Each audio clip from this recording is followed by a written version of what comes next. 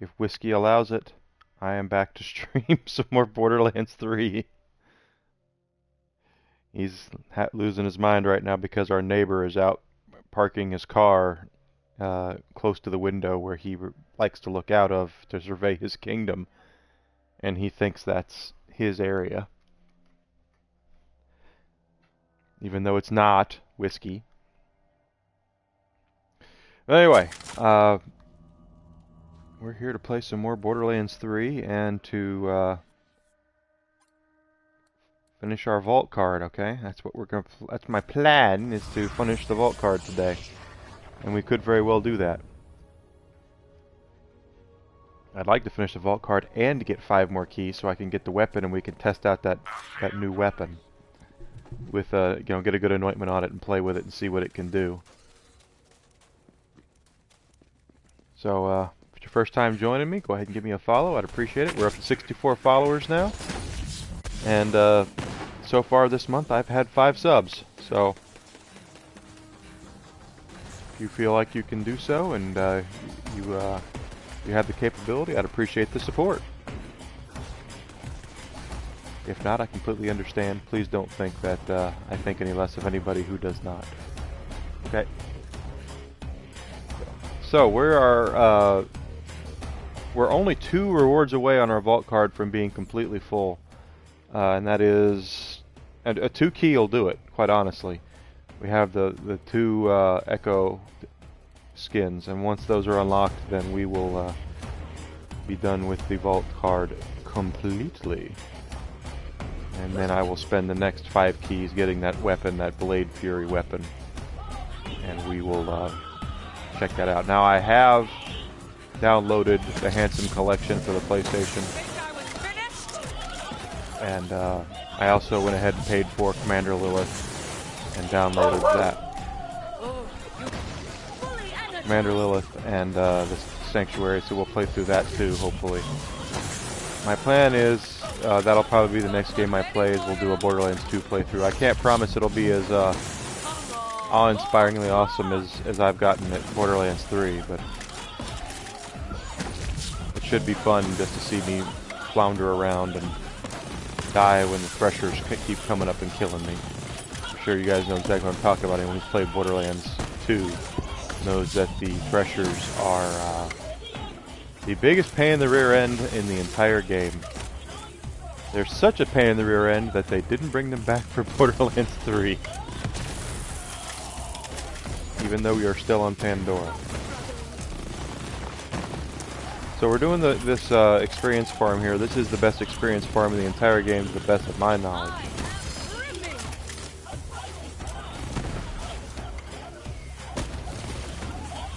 And I hope that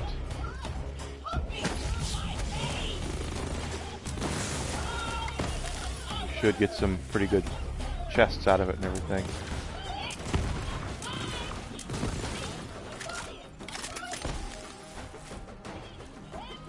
And the reason why this is such a good experience farm is because you don't have to stop and reload. You don't have to quit the game and come back in to farm it. There's actually a little bug that I'm kind of surprised they've not fixed yet, and that is once his body decays and or dereses, I guess is the right way to put it. You just come up here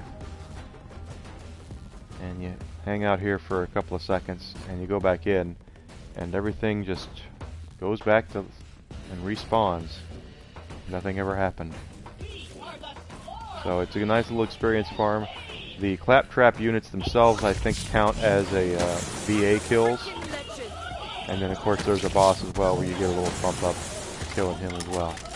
Because you do get more for killing bosses than you do for regular enemies.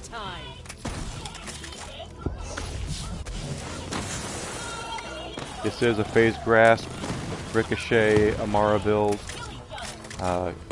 She is made completely for mobbing. That is her bread and butter with this build. He has taken out mobs. Now she's not as good against bosses, but she's still not horrible, depending on the boss. I have taken down Hermivorous with her before. Even though Moze does it a lot faster.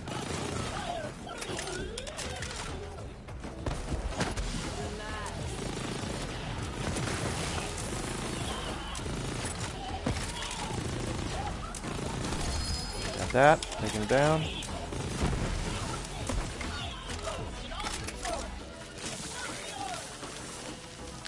The only thing that really stands a chance at killing me here for the most part is DOT. I will lose to DOT more than I will anything else. This morning's stream was fantastic, guys. I had let me look at the average here. We had an average of 4.8 viewers, which is well and above my average, so it's going to push it up somewhat. We had like 18 unique viewers, not as many as the 40 I had yesterday afternoon. But the important thing is that we're getting out there and people are showing up. So hopefully this is the start of an upward trend for me. I would love to be a Twitch partner, as I try to turn this into something I can do for a living.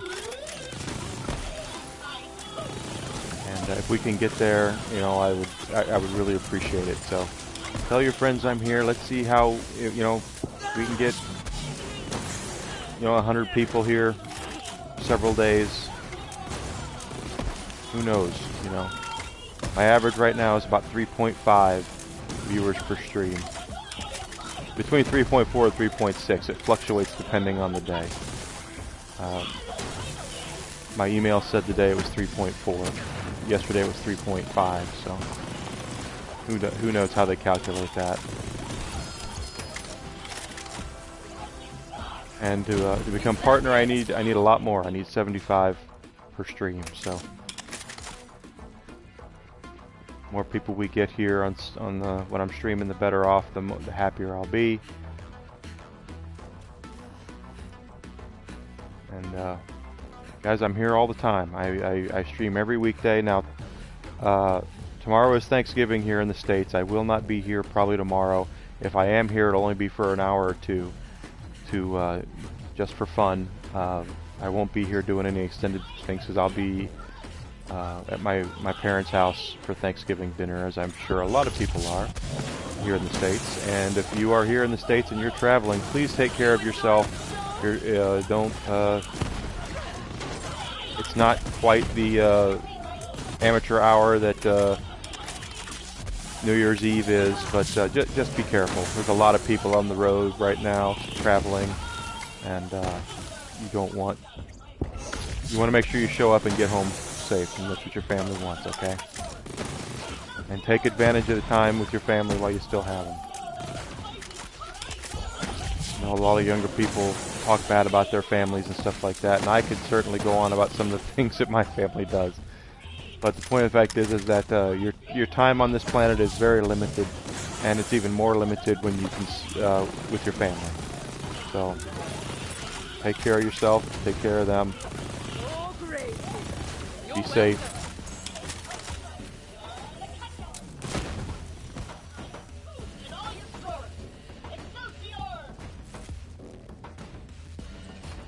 And of course, if you're not here in the States, tomorrow's not your Thanksgiving. Get that. Now, Friday might be a little different as well. I plan on being here like I usually am. But there's the possibility that with Black Friday coming, I do plan on at least kind of partially eyeballing some stuff to shop. I don't have a lot of cash right now, obviously, as I'm an up-and-coming streamer, so I have no money. But if I can get a couple of things for a good deal, I will. From what I've seen so far, the Black Friday deals are extraordinarily lackluster. But if you are on the fence about picking up Far Cry 6 or Guardians of the Galaxy, I've played both of them and they're excellent games, and they will be on Black Friday sales. They're on Black Friday sales right now, so if you're thinking about it, I really enjoy Guardians of the Galaxy, and you know, Ubisoft might have a dubious reputation for some things, but the fact that they don't give you bang for your buck in their games is not one of them. Far Cry 6 gives you a lot of gameplay for the $60, or actually it's $40 Black Friday price tag, so I recommend both of those games highly, as I play through both of them here on stream.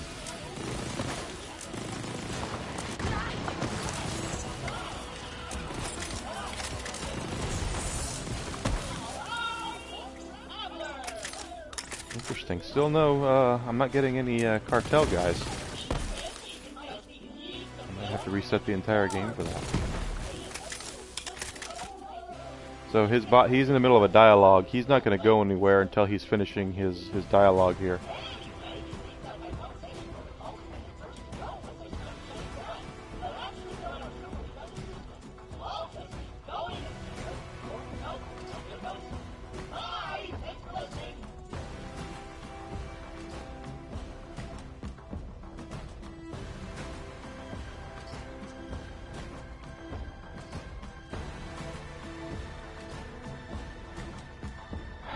So we're heading over here.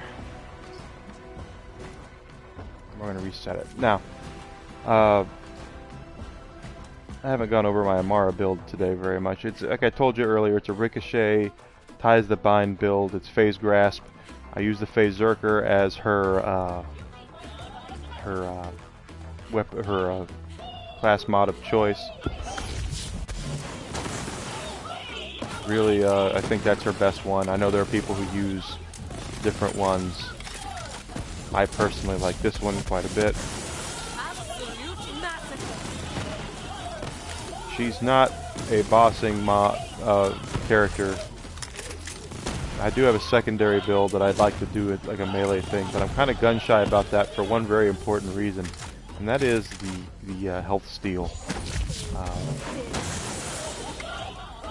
The dirty little secret here about my Amara is the reason why she's so I can do what I do with her is sustainment. I have a point in sustainment, and that is any time that I do any elemental damage with her,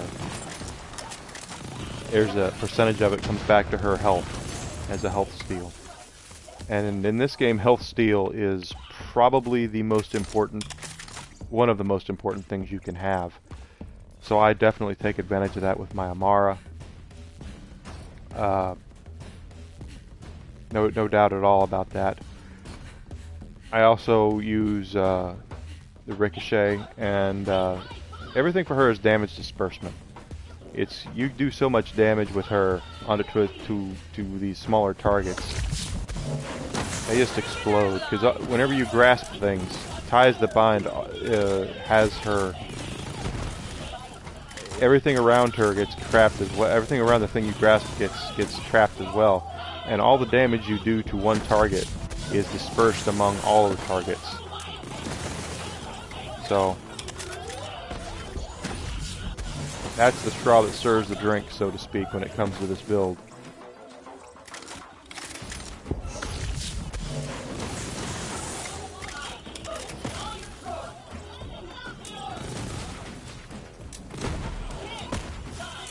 And Remnant Orbs as well. Really help. My Moe's build, on the other hand, is a single target build. It's more of it's a bullet hose, where she just she uses the flipper almost exclusively uses the flipper, and it's a build that's a bottomless mags, never needs to reload build. You know, I could pull the trigger on the flipper and I think it reloads once in 5 minutes or something like that. Maybe it's 3 minutes. You know, the point is that you pull the trigger for a while and you don't have to do much of that. And the flipper is the kind of weapon that the longer you hold down the trigger, the stronger it gets. To a point, of course, because the pellet count continually increases. So it's very nice.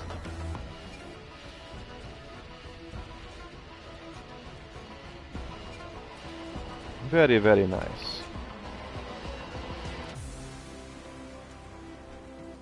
So we are getting close to another chest. That's cool.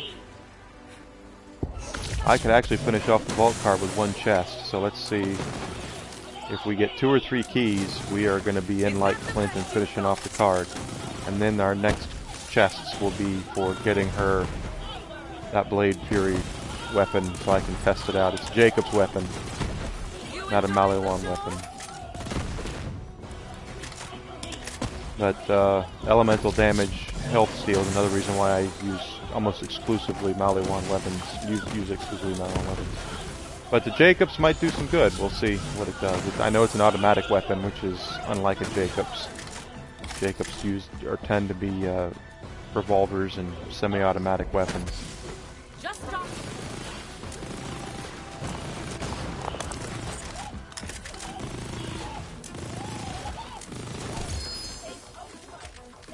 Or we get a Guardian token as well, which would be nice.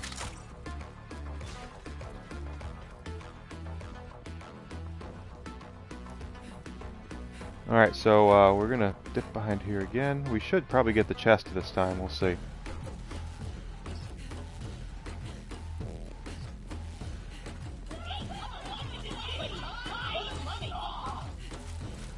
Here we go. Still collecting ammo and such.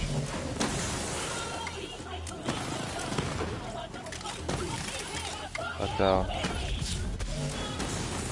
you're wondering, this is a plasma coil. This is my favorite weapon that Amara has. It does a significant amount of damage. It does all elemental damage. It does shock and radiation, which are not the best, quite honestly. I'd prefer, if you're going to do shock, that's great. I would almost prefer either shock corrosive or shock fire or even shock cryo. If this were shock cryo, the shock radiation, or if it was radiation cryo, oh my god, that would be awesome. But it fires a stream of like 16 bullets in a row. It rapid fires them. At first I wasn't sure I liked it, and then when I played with it and realized where its strength really was, I really got into it. Okay, nope, didn't get it that time. We'll get it next time.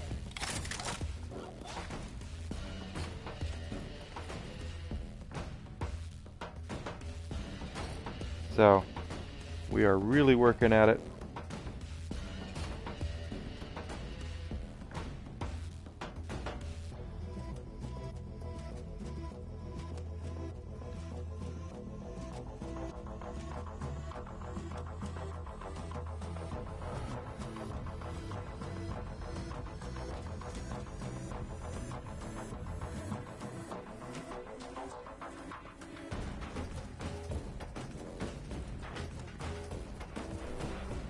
Oh, sometimes I hot shot it a little too much.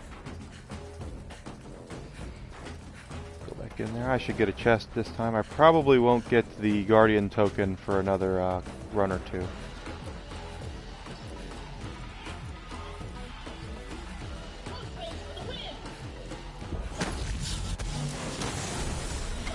There's our Guardian. There's our chest. We'll open it when we're done with this particular run. We might get the Guardian token as well, but I don't think we will. We are in Mayhem 11. A lot of folks don't know this. You actually don't get the same bonus on Mayhem 11 as you do on Mayhem 10. They cut the bonuses in half. But truth be told, Mayhem 10 has all those multipliers and those changes to what happens in the game, and that makes the game a little it makes it harder and longer to kill things, I think. So this is actually faster because of the experience grind. Even though you'll get double the experience, it probably takes twice as long to clear this out on Mayhem 10 as it would on Mayhem as it does on Mayhem 11. Yeah, okay. Let's get our Guardian token next time. Let's go ahead and go here. Okay, give me 3 keys.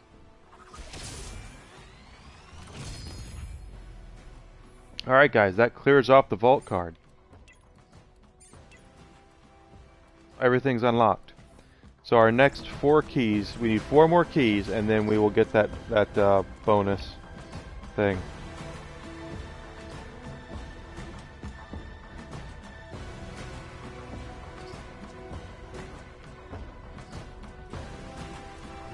And it'll take us to the next. And then we'll play with that rifle. I want to see what that rifle can do. I want to get an anointment. If you don't know, with the way the vault cards work is, when the top stuff, the 2 weapons, the shield and the grenade mod, are they cost the most. They're 5 keys each. The first time you unlock them, they are not anointed. So I've already unlocked them. I've already had them, but they're not anointed. So there's no point in keeping them. I got rid of them. But now, every time I unlock another one, they will have an anointment on it. Well, I can take that gun to Crazy Earl, the reroll machine, and get the anointment I want on it and go from there. And that's what I'm going to do. I'm going to take the gun to Crazy Earl. I'm going to get I don't know what kind of anointment I'll get, but I'll look and see what they are. what they offer me, and then we'll go and we will test it out. We'll go kill stuff with it. Yeah, I know it's an automatic Jacob's weapon, which automatic and Jacobs are usually oxymoronic terms, but this weapon is not. Very few automatic Jacob's weapons. So we're gonna need at least 2 more chests. We'll probably need more than that. But to unlock the gun, it's a minimum of 2 chests, because the most keys I've ever gotten out of one is 3. So we have a Guardian token. So my Guardian rank is very high, like 580 something, 586. Let's see, vehicle, melee, accuracy, 31, 36. 31 is the worst. And my, I'm sure I went over this last stream, but if you don't know, the reason why I am trying to even everything out is because I nose loaded at the beginning into specific things that I really wanted to have. Luck, gun damage, elemental damage, crit damage, health, max health, and shield capacity. And those are nice bonuses to have, but I put so much into them that they rarely give them to me now. Reload speed is another one, and gunfire rate. You know, those are they're great, and they are far better than fight for your life movement speed and vehicle damage and accuracy. I have no idea what accuracy even increases. I'm sure it increases something, but it's not as overtly obvious as gun damage would be, or elemental damage, or crit damage, or, you know, things like that. So if you put too much into those, they remove them from your rotation. They just won't even offer them up to you anymore until you balance everything out. So that's why I'm taking the stuff I don't like and putting Guardian ranks into it. So gun damage and max health and stuff will come back into the rotation. And anytime I see something like that, shield capacity, and I'll take it automatically. For that very reason. So that's my reasoning for doing this. I've been playing this since the day it came out. I have all the downloadable content. It is a ton of fun for me. I've really enjoyed this game, and as far as putting money where your mouth is, I've probably spent more time on this game. You know, and I bought it when it came out, and I bought with the first season package, so it was. I've probably spent. It was $100 when it came out. Then they did the DLC 2-pack and DLC 3s. I've probably spent. I don't remember how much they all are. Close to $200 on this game, and I've really enjoyed it. I know Gearbox can sometimes have a dubious reputation as well. All of the big game developers can have a dubious reputation, but they really do put a lot of love into Borderlands. They know what their bread and butter is, and I think it's a relatively young series when it comes down to it. It was only introduced back on the Xbox 360 and PlayStation 3, so it's not like Need for Speed, which went back to the 3DO, and Madden, and some of these other legacy games. This is Gearbox's bread and butter. I mean, they know this is probably their most popular game series, so it wouldn't surprise me if they do the same thing with Wonderlands, is they'll support that for couple of years, and you know, a couple of years they'll support it, and then they'll move on to another Borderlands game, maybe Borderlands 4, who knows, or Wonderlands 2. Who the hell knows what they'll do? Not as many people here right now. At least I think. I mean, it still comes up on my stream that I've got 20 people here, but it only says there are 2 people here, which is kind of odd, because I know 3 people that are here, supposed to be here right now, so it should be 3. But anyway, that's what we're doing. And unless, of course, no, never mind.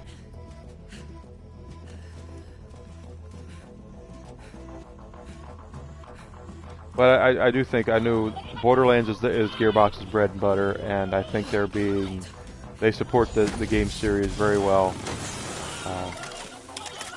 As long as they don't get too greedy with the microtransactions, because there was a lot of rumors about this game that they were going to introduce microtransactions to the game, and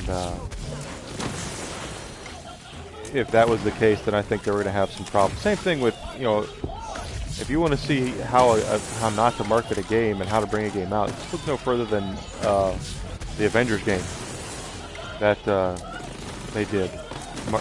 Not Gearbox, but Square Enix did a couple years ago, last year. Game's a piece of trash compared to other games. And that's because, in my opinion, you can't put a free-to-play model into a pay to win or pay to play sort of scenario. Loot boxes and all that crap. No one wants that if you pay full price for a game. It's one thing if, you know, I play Galaxy of Heroes and Marvel Strike Force on my iPad. Yeah, the ads are annoying, and the fact that they are pay to win. That's how they are. But I have a good time with the guys in my guild. I have a good time maxing out my characters and building cool teams and all that good stuff. But I'm not necessarily I don't pay to win because I don't see the point in it, and I don't have the money. But I expect it in that because I didn't pay anything. I don't pay anything to play it. But if I paid $60 for the game and then they come out and say, we're going to give you this, this, and this, but this, and this, you have to pay for extra. You're basically shooting yourself in the foot when it comes to charging people for the game, and it sucks. It really sucks. And I think Square Enix's eyes got bigger than their stomach with Avengers, and they had this idea of cashing in on the MCU, which they should have been doing the entire time anyway. There's nothing wrong with trying to... And by the way, what they're doing is not illegal. I'm not saying it should be illegal. Making profit is what all people want to do. I want to make a profit. I think I'm here for 7 hours a day. I'm trying to make money off of doing this. The thing is that you can't have... Most people are going to crap all over you if you pay $60 and then you hide 20% of the game behind a paywall. That's just not going to happen. What they should have done, and this is just my opinion, but if it were me, if I were in charge of doing Avengers, I would have made it closer to how Guardians of the Galaxy is, because Square Enix did both games, and Guardians is far better than Avengers. Not as grindy. Introduce your multiplayer. Have that. Then you charge for your expansions, which Square Enix is not doing. I can go on right now, if I reload Avengers, and download Black Panther and download... Spider-Man's coming out this month because I have it on PlayStation. I can download all that stuff. And Hawkeye, and I can play through those scenarios, and Kate Bishop and all that, and it doesn't cost me a thing. But what they should have done is say, okay, here's Avengers, we're gonna charge you $5 for Black Panther, or it's $10 for Black Panther. I don't know. Here's $10 for Hawkeye, and $5 for Spider-Man because there's no story stuff with Spider-Man. That was awesome. And they probably would have had a lot more success with it than they do right now. They've already admitted it lost them millions of dollars. Tens of millions, I think. It cost them a whole lot of money, and they got practically nowhere with people. The people played it. I played it till I beat it, and then I turned it off. And I've even played it on stream once or twice, and it's a grindy mess of a game. and it's not fun. There were parts of it that are fun, but running around and doing the same 5 or 6 missions over and over again to get gear, to build up gear, to build up, to save up for outfits and things like that is not fun for a full retail release of a game, in my opinion. And if you like it, it's cool. It's absolutely cool. You're allowed to like whatever you want. And I think there are parts of that game that when they first announced they were doing it, I think it was a completely different experience than what it ended up being.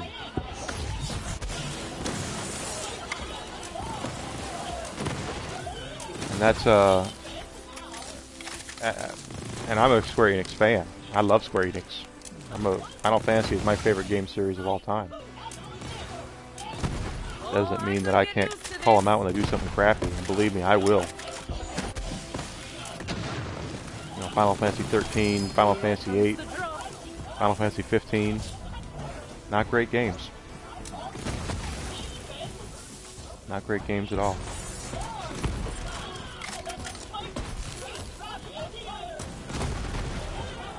In fact, 13 was offensively bad to me. my least favorite game. I've only played through... I played through 13 and 13-2 once, and then I never played them again.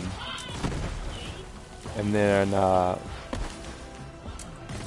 13-3 Lightning Returns. I bought the Big Bad Special Edition for that, the one that came with the pocket watch. I still have it. It's probably worth a little bit of money. I played through the first 10 minutes of that game, and it was so bad that I said I can't do this. I said I can't. I can't do this. I need to play something else. So that's how I was about 13-3 or Final 13 Lightning Returns or whatever it's called. It's a horrible game.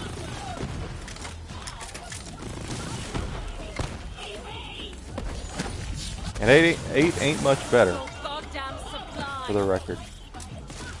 A lot of bad things I could say about 8. Coming from a guy who doesn't mind a grind, as you can tell doing this, Final Fantasy 8 is a grindy mess of a game. With so little story, and a completely wasted cast at the expense of 3 characters. Squall, Rinoa, and Cypher are very well developed in the game, and they're good characters. But the rest of the cast suffers. Like, they have little to no involvement. It could be it's Squall and Rinoa and Cypher, and the rest of the cast of the game could be Larry, Moe, and Curly, Homer Simpson, and Peter Griffin, and the story would change exactly 0.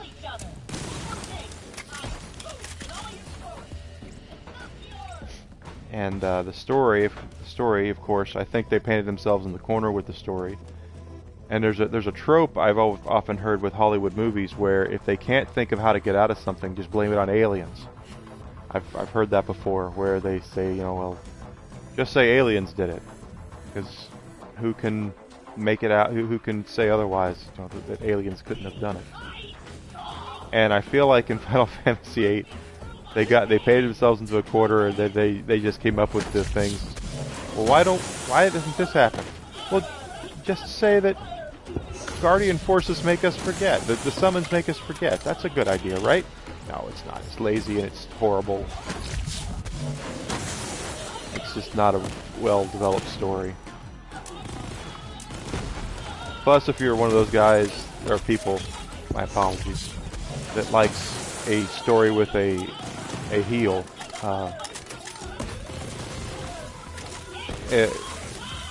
I know wrestling is very popular, but there's a prevailing view with a lot of people from wrestling who says you can't have a hot baby face without a hot heel. You can't have a good guy without having a compelling bad guy. Would Sting have been as big of a big deal if it wasn't for Ric Flair? Would Hulk Hogan had been as big of a deal if it wasn't for Roddy Piper. You know, things like that. Mr. Wonderful Paul Orndorff and guys like that he feuded with.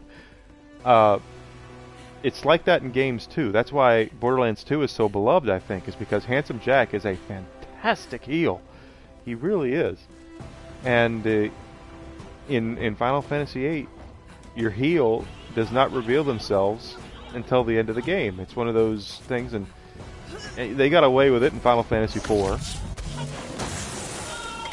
Having the true heel not show up till the very end of the game, but that's not a trope you can rely on. You can't do that all the time. I think they did it in 9 too, where they had the true bad guy not show up till the very end.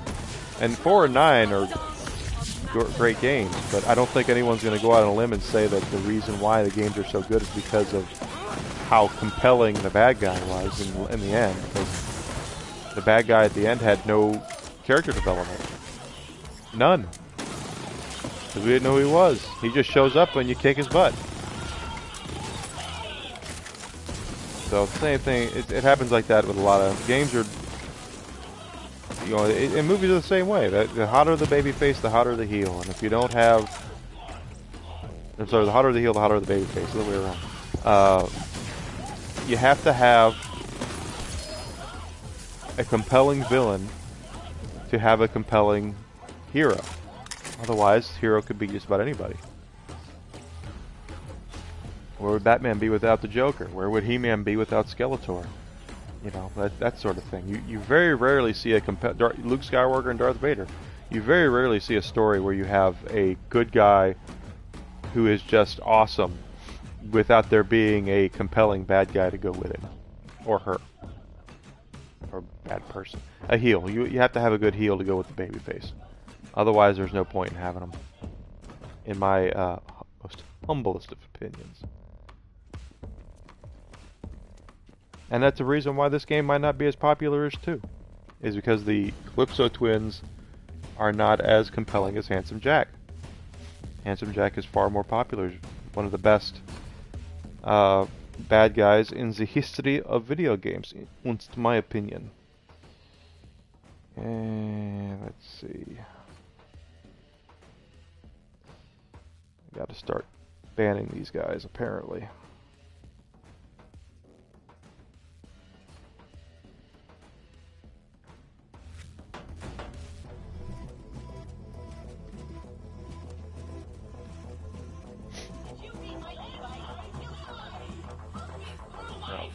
I don't want Twitch thinking I'm buying viewers, because I'm not. Everything I've had so far has been completely organic. Barely worth the sweat.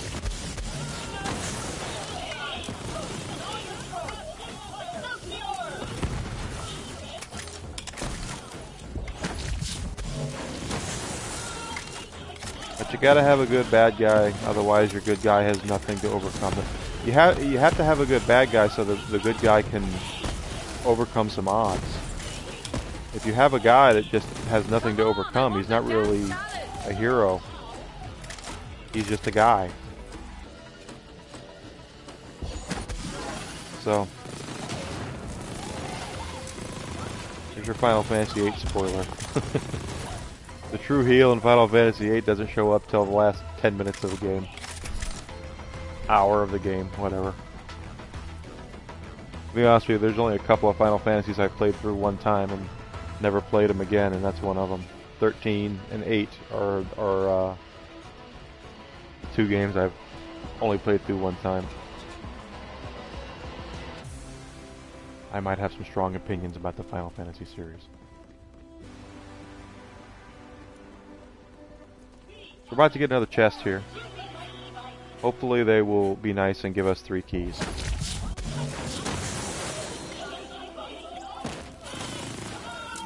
I really want to get this gun.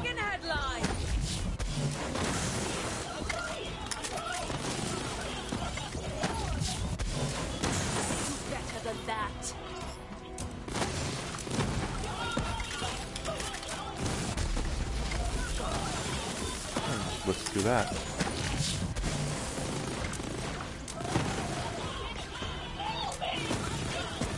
So tomorrow being Thanksgiving here tomorrow, if you you do celebrate here in the state, if you are in the States or you do celebrate, I hope you and your family have a wonderful Thanksgiving. This is all too easy. Eat lots of turkey, have some pumpkin pie, watch some football, have a nice cold beverage. Just try to enjoy the time with your families. I've seen a lot of young people say that, you know, their families treat them a specific way, and I'm really sorry to hear that. But you have limited time with your family, so do your best to take advantage of it while you can. If you can. If you can't, I'm sorry. We're all going to be there someday.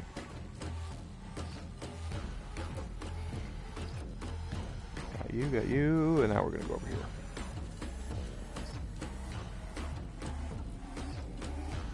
So at the rate we're going, we should hopefully get our gun today, and if that's the case, then on Friday, I will boot up Borderlands 2, and we're going to take a Maya build and just go from beginning to end on it, I think.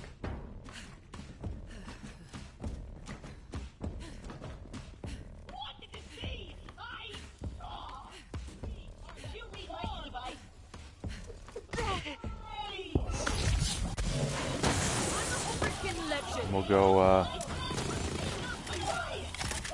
I'll find a good build and we'll build that. Play through the whole game, see if we can get some good drops.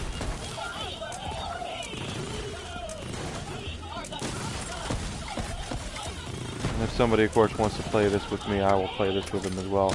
I think the crowds have spoken and they want to see me play more Borderlands, so. Next month I do plan on doing Halo Infinite, the campaign mode on that when it comes out. At least I'd like to.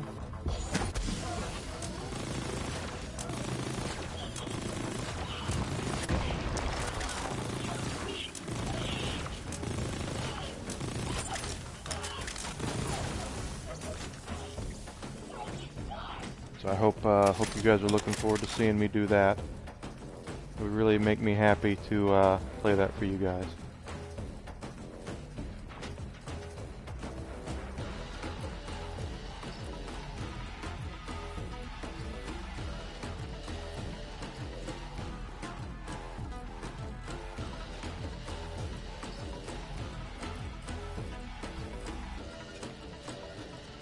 That's my hope anyway.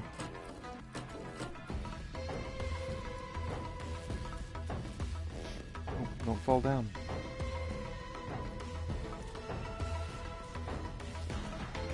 I will play whatever the crowd wants me to play.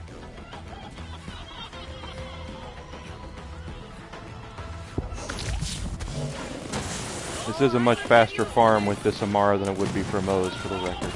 Because she takes down these scrap traps much faster than Moze would due to ties that bind and remnant orbs and damage distribution and all that.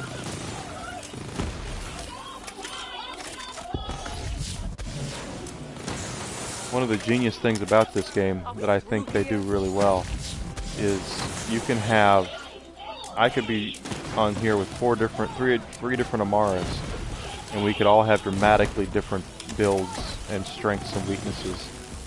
In my opinion, Amara, because of her mobbing, is probably the most diverse character as far as playstyles go. I've seen people that have a really good melee build, you know. And then you have me that has the Ties of Bind build, and then you'll have someone over on the other side that's got a Kensai build, you know, or the Phase Flare build, you know. It's every build is different. It can be different, and everybody's got their own specific playstyle. Same thing with Moze. You know, Moze, I've seen folks that have Iron Bear builds where they spam Iron Bear a lot. And then you have ones like mine where I hardly ever call on Iron Cub. My Moze, all her strength is in just pounding over and over again the... there's our next vault card level. pounding people with the flipper over and over again.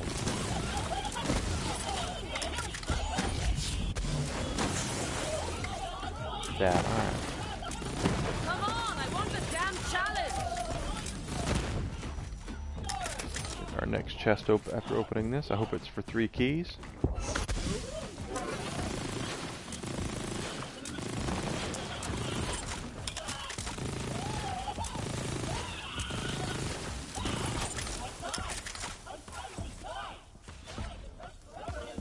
Yeah, almost have another Guardian rank too. Your Guardian rank carries between all your characters too, by the way. So does your vault card chest. Those experience bars carry between all of your characters very easily.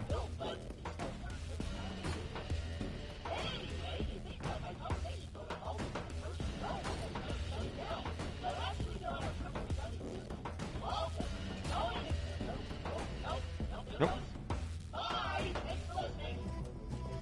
Okay. Let's get our vault card chest here. Give me 3 keys. Come on. That's another diamond key. Look at that. 2 diamond keys. We'll shoot through a diamond key today too, and I'll show you what that does. I've got 2 of them now. Very different, very cool what they are. I could have used it early on when I was first playing this game. I could have used 1 or 2 of those, but unfortunately, not how they didn't have them back then.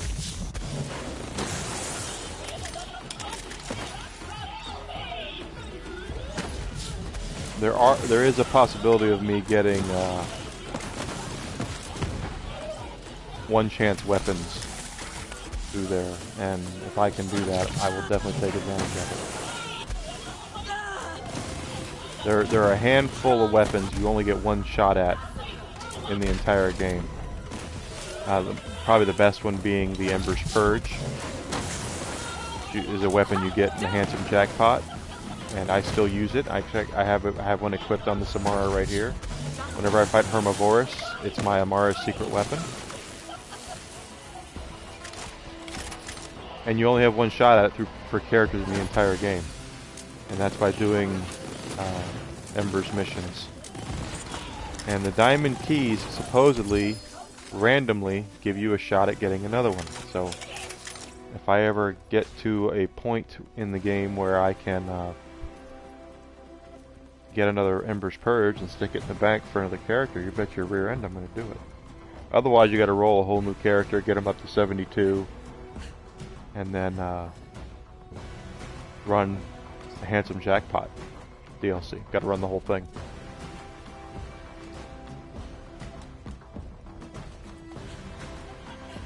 And it's only it's a weapon that's good for Amara. I don't necessarily know if it's a weapon that you'd use on any other build.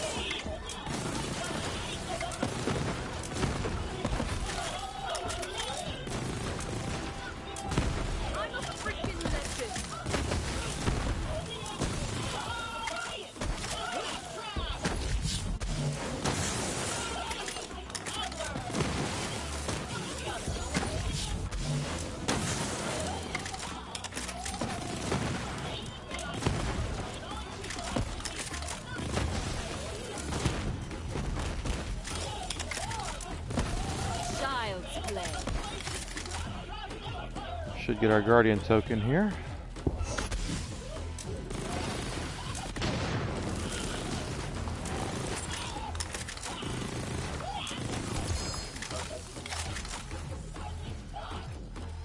He's still going.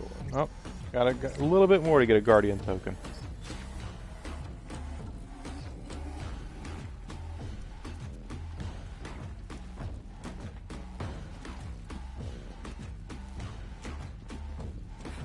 So let's go ahead back up in here. We'll get our Guardian token this time.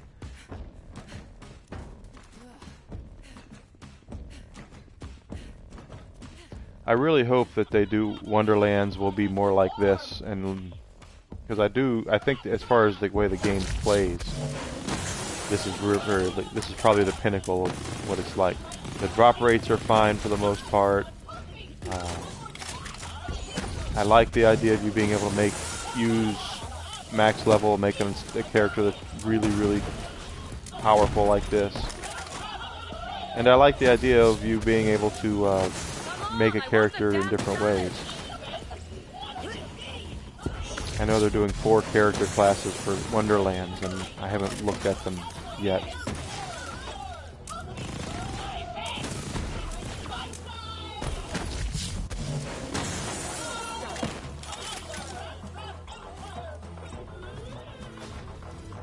Someone coming?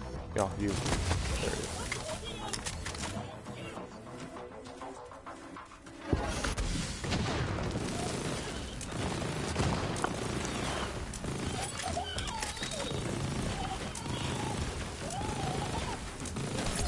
Go.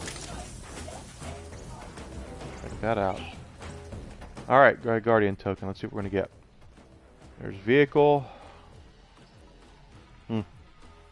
There it is. Max health. Bet your rear end I'm taking max health.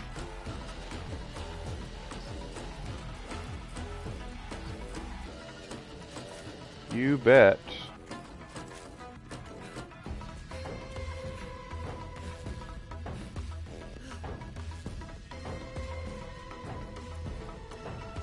So we did our dailies earlier.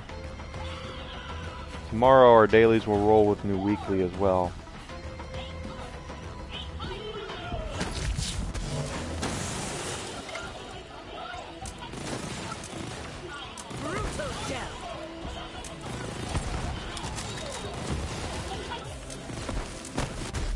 Ah.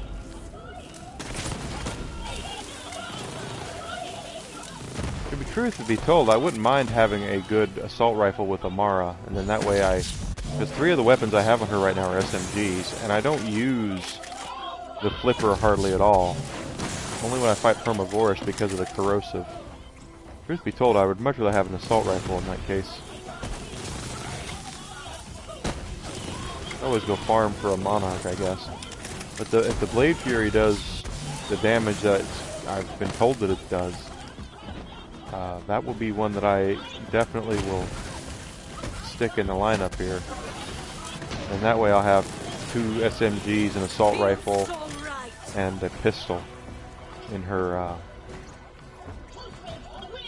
holsters.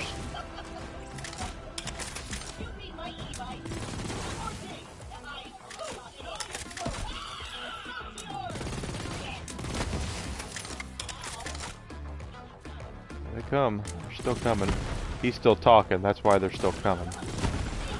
When they disappear and stop coming, he's disappeared and I can reload him.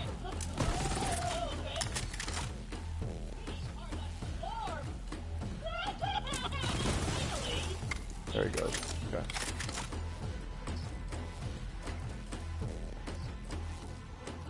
Load. Down we go.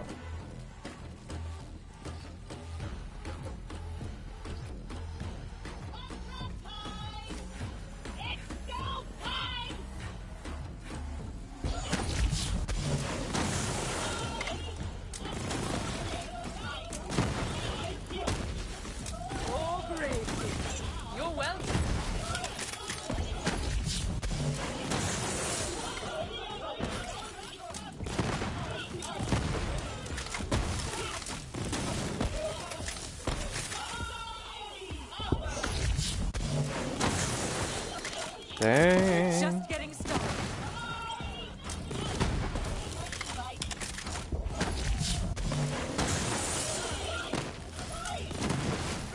I have recently discovered that the cryogenic affiliation for Amara on Trap Prime here is where it's at.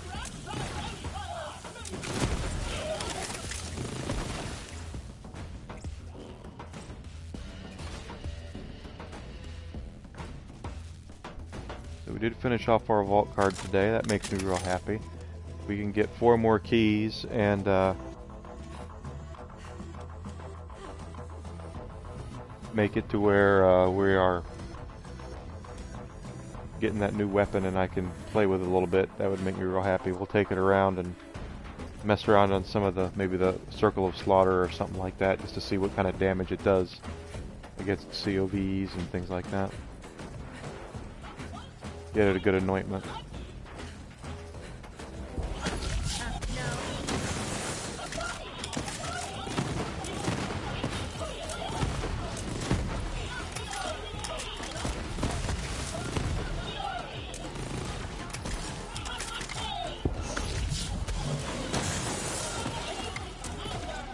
A good grab right there.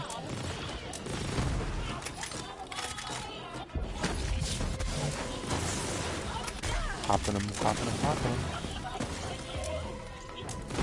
Come on, I want the damn.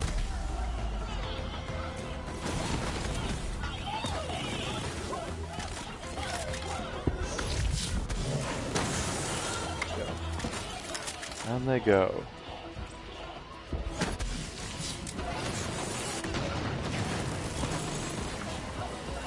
You just can't get much nastier than that. Pop the I popped the action skill. He didn't stop, but the guys around him did with the ties that bind. And then a remnant orb spawned and took him down from the kills of the minions. You just can't get much nastier than that. That was Ace Amara right there. She is an ace when she does that.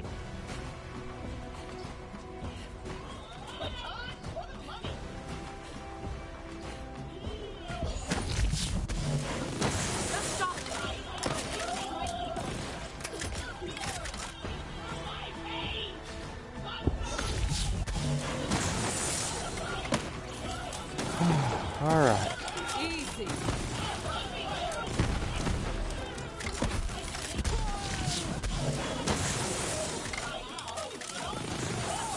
It's my plan to be with you guys here for 4 hours this afternoon. Looks like I've already been here close to 1 hour, right?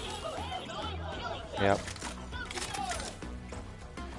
So when that's all said and done, we will call it a day. Now, don't forget, I probably won't be here tomorrow if for very long, if I'm here at all, because of the holiday.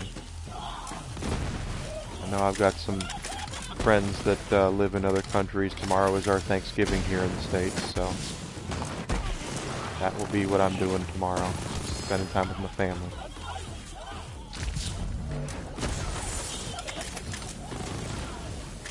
Friday after is known as Black Friday.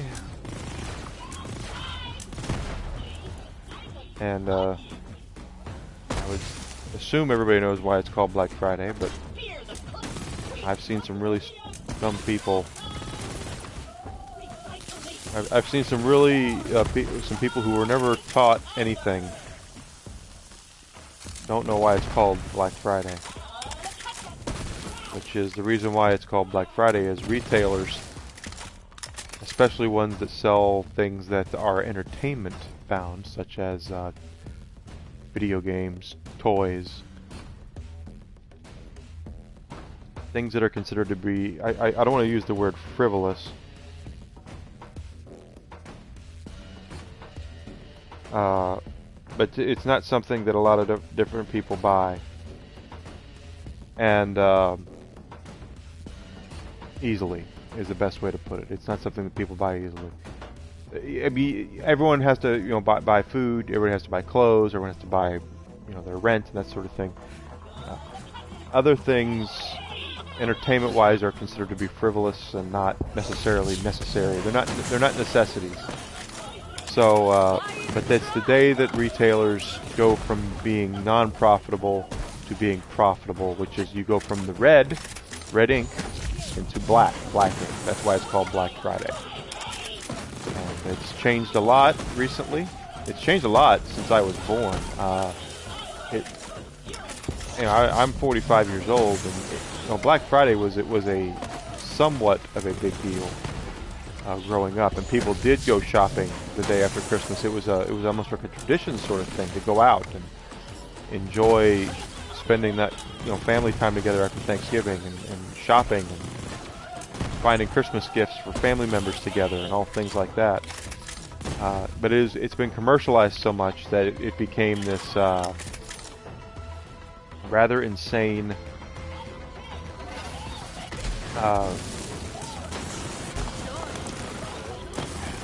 just horribleness, I guess is the best way to put it. When I worked at GameStop, the Black Friday stuff was horrible, to be flat out honest. And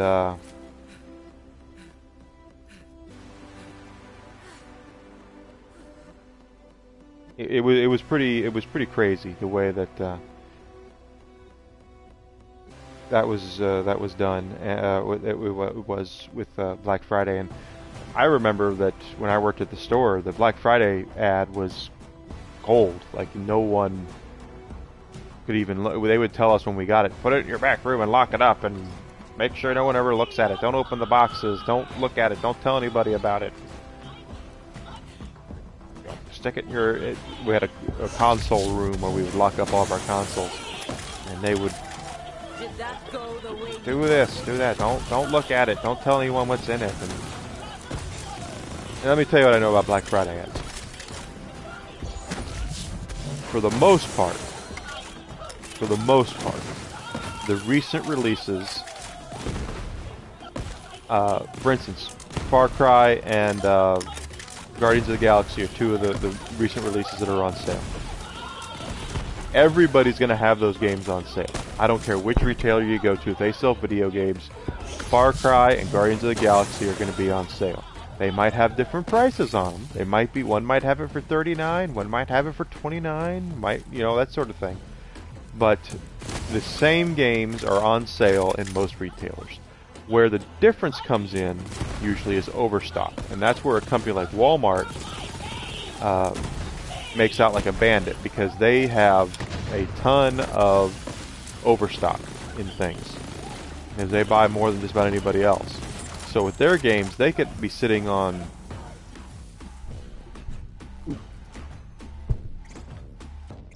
hold on.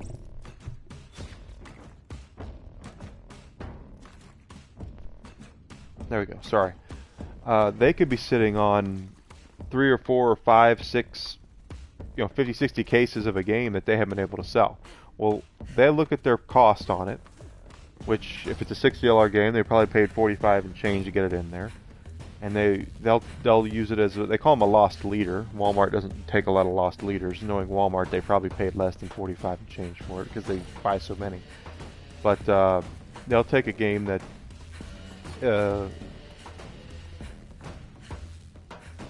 that they've had for a while that they're not moving, and they'll slap a sticker on it and put it in a bin and say anyone who comes in to pick this up on Black Friday gets it for $29.99.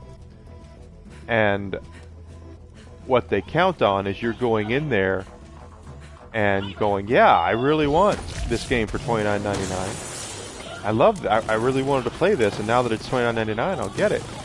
Well, while you're digging through that bin, they want you to go, oh, look, there's also this, and there's also this, and there's also that. So they want you to pick up a whole armful worth of stuff.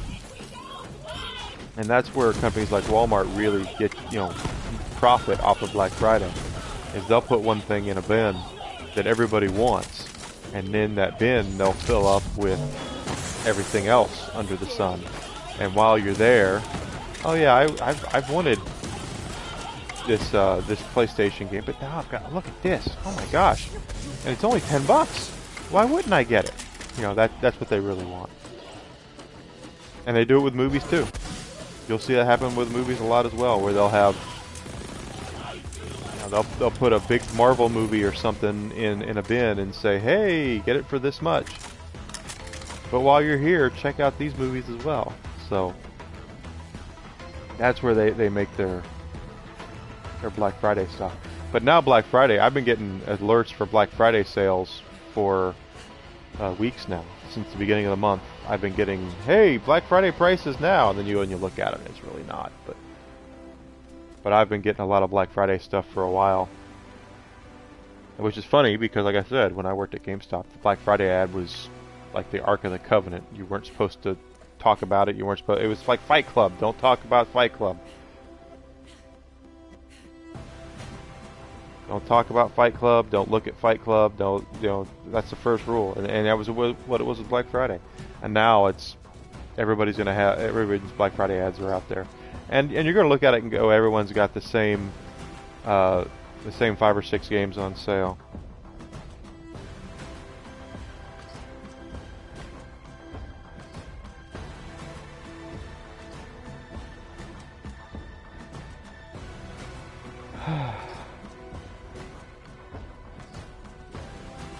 So, but like I was saying, everyone's going to have some of the same games on sale. But the difference is going to be, and this is the rotation that I've seen, is that you'll see that these guys have, Walmart might have this game on sale for $29.99. That's a really good price for this game. But Target's got the next game on sale, and it's $5 cheaper. So, you know, this game A is $29.99, but Walmart has this game on sale for $39.99, but Target has this game for $29.99, and then, and this Amazon's going to have this on sale for $14.99 when everybody else is going to have it on sale for $19.99. So it's this big rotation of the same, most part, the same collection of games, because they negotiate together. You know, chances are,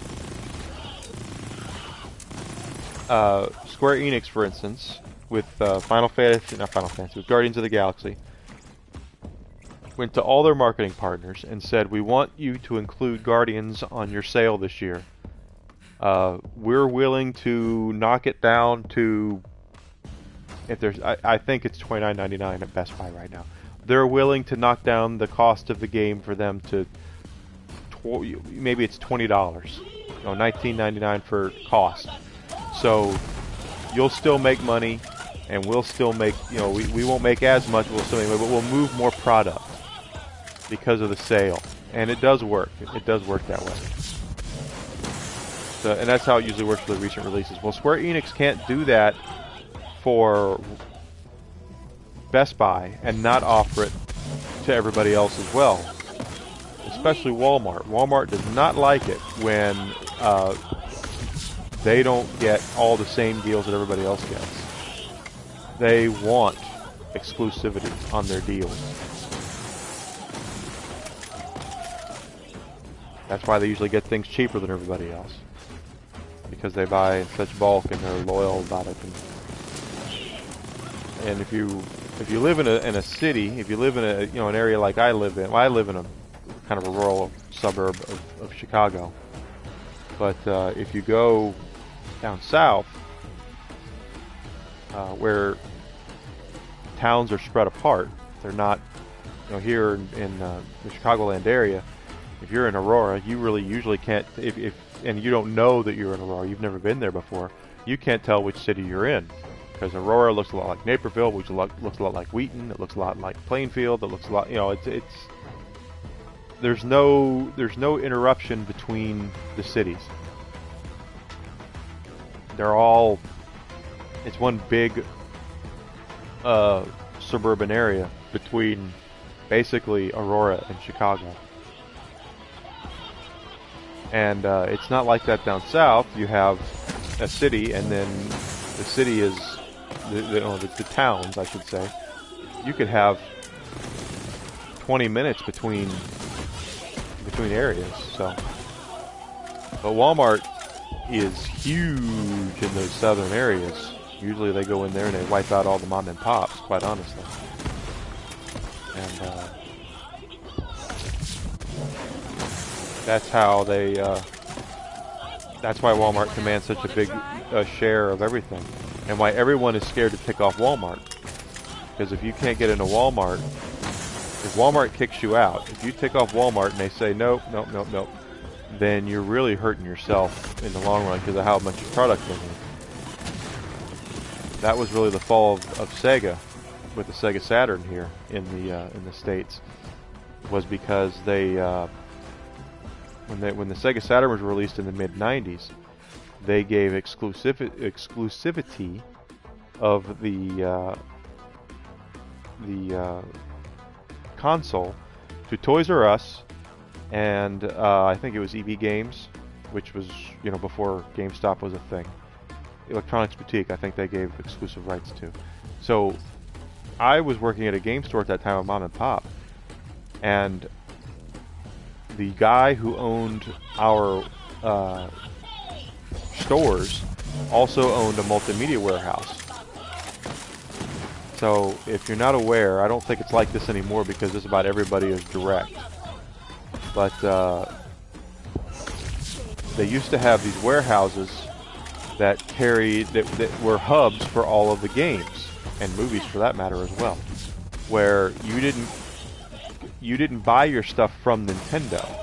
You bought your stuff from Jack of All Games or something like that, where Nintendo would sell their games or Sony would sell their games to Jack, and then Jack would sell them to you. Well, the guy who owned our company, our little chain of stores in Central Arkansas, also owned one of these warehouses. And in fact, it was such a secretive thing about it, we weren't allowed to tell that he was the guy who owned them, because his customers would get ticked off because we were getting preferential pricing due to the fact that he owned the warehouse. So he would sell games to another store, and they would be charged the upcharge that he would have to make his. Well, we didn't have to pay that because he owned the company. He owned the warehouse, so he would just give them to us for the cost, and we'd turn around and sell them for full price. So he was making bank off of that. Well, he would get Sega Saturn games in, but he was not allowed to sell them to us. In fact, we got a box of them in, and he called us and said, "Hey, I just got word that you guys got a slot of," it was Bug, the game Bug, a slot of Bugs for Saturn. I said, "Yeah, we just got them." He goes, "Don't display them. You're not allowed. Stick them in the back. I'll come by later and pick them up." And that's what he did. He wasn't allowed. We were not allowed to sell them because only Toys R Us and Electronics Boutique were allowed to sell them at that point. Well, and I think it was a 3-month exclusivity window. It might have been 6. All I know is that they released it during E3, right after E3 that summer. That was 3 months, I think.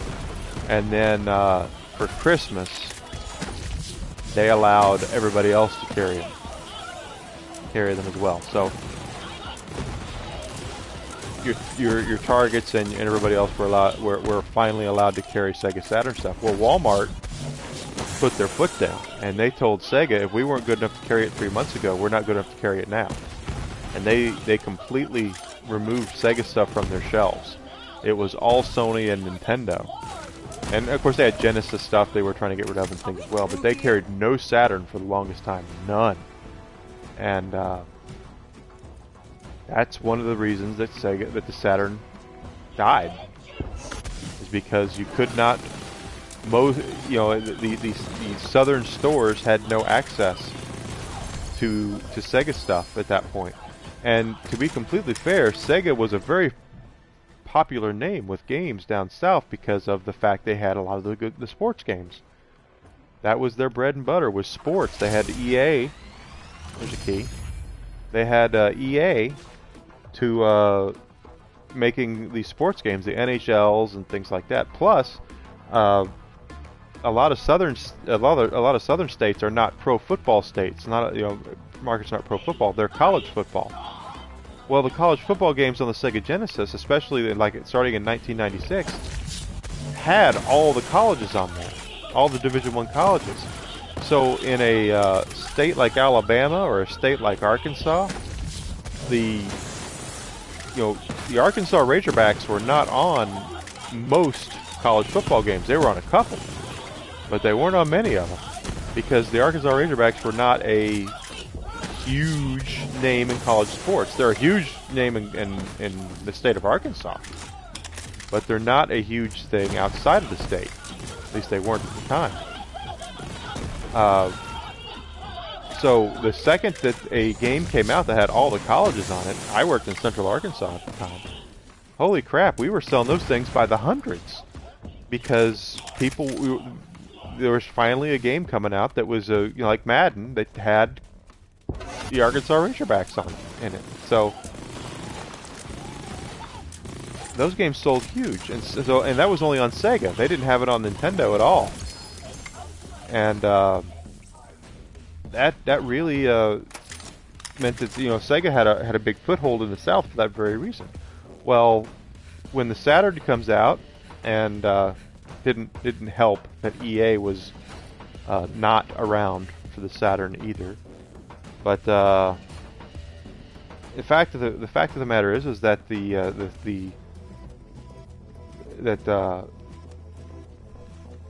you couldn't walk into a Walmart and pick up a Saturn, and you couldn't pick up any of the games for it. That really hurt them. Because the time of GameStop wasn't around yet. EB Games was still a thing, and Babbage's was still a thing, and yeah, they were always around. And they had everything, but they didn't have them like they did a couple years ago, where they didn't have 5,000 stores. They didn't have a fraction of that. So it was just it was just one of those things, It was kind of nutso, but Sega screwed themselves with the Saturn for that very reason, by taking off their marketing partners, by giving an exclusivity to competition. Because Walmart considers everybody competition, whether you want to believe that or not is up to you. Everybody is competition to Walmart because they want every dollar. They want every dollar. They don't. If there's a new market out there for something, if tomorrow someone opens up a store that sells exclusively a sandpaper machine that buffs your heels to make them nice and smooth, and they're the only game in town that has it, Walmart's going to make sure they get involved in that market somehow, because they want every possible dollar. They don't have a market they're not in as far as they're concerned. So when Toys R Us, one of their prime competitors at that time, had a 3-month window on their game on something they thought that should be theirs as well, they got ticked off, shut Sega out. And I think towards the end of the Saturn's life, they finally broke down and took some of it. It took some product, but I think it was because it was so cheap that it would be foolish for them not to at least carry it and try to sell some of it. Because the Saturn was so poorly marketed and so poorly taken care of.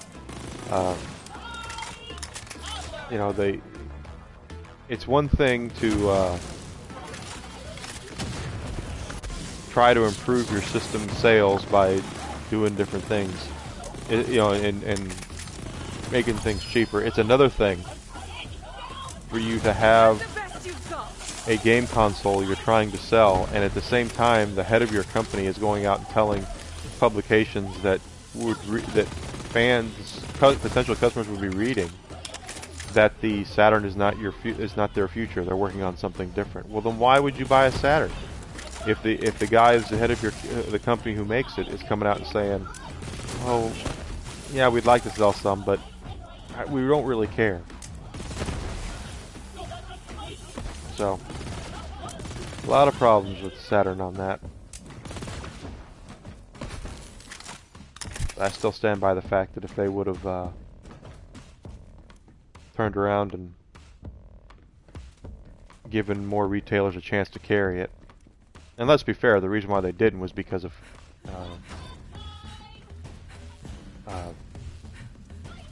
availability.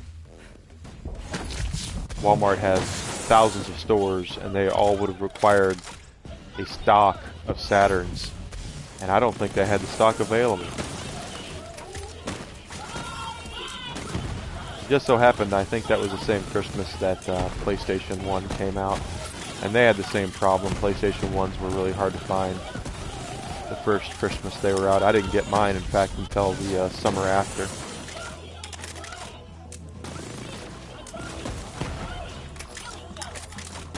But I also wasn't a big believer in Sony at the time. Sony had to wasn't until they got Final Fantasy that I said, "Oh, okay, I guess I gotta get a PlayStation now."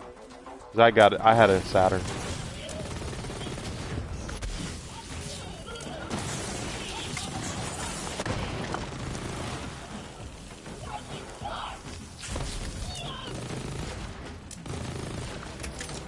Alright, we got another Guardian token here. Let's see what we're going to get for it.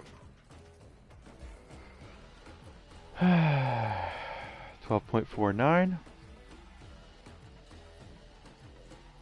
12.49. 12.49. 15. 12.36 on both of those. Take that.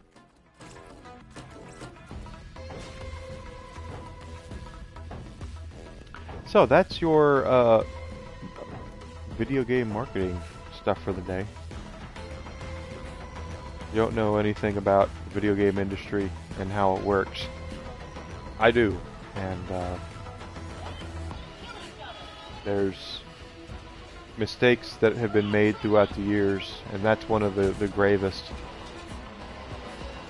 It's also why you've never seen it since.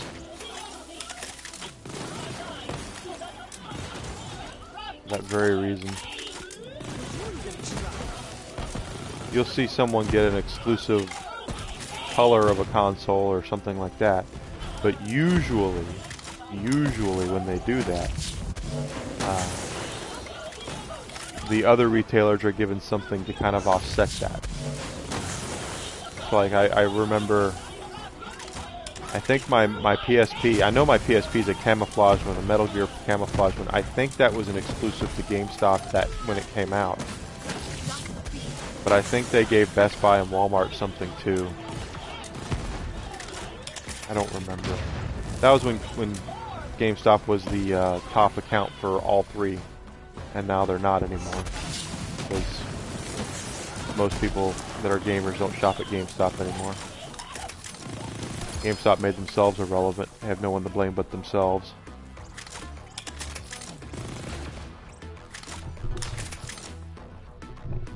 People can say what they want to and be a lover of the company if they want to, but the point of the fact is that GameStop killed themselves, and they can blame marketing partners, they can blame whoever they want. The point of the fact is they made themselves irrelevant due to their business practices.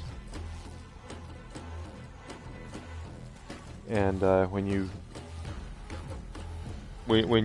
have to recruit your employees directly from your customer base, and then you treat them like they are pond scum, you make yourself irrelevant in the eyes of them once they leave. Why would anybody want to work at GameStop when a kid makes minimum wage and he works 3 hours a week for that minimum wage, and so he makes, you know, $15. His paychecks are $15, and $30 because they come every 2 weeks. And then you basically hound them and harp on them for high pressure sales the entire time that they're there. And there's no fun. It's not a fun, it wasn't a fun environment. That really killed them.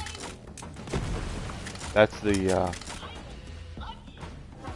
I mean, there's a litany of other things out there as well. It's not like that's the only thing, but when you think about it, why would you shop there? If you worked there and they treated you poorly, why would you shop there? Anyway, that's my little gaming business rant. I know way too much about the gaming industry.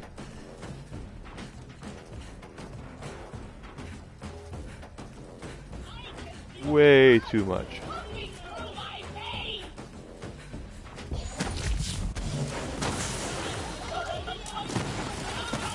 So this might be this chest we're working on. If I get 3 keys out of it, it'll be the last chest we really grind for.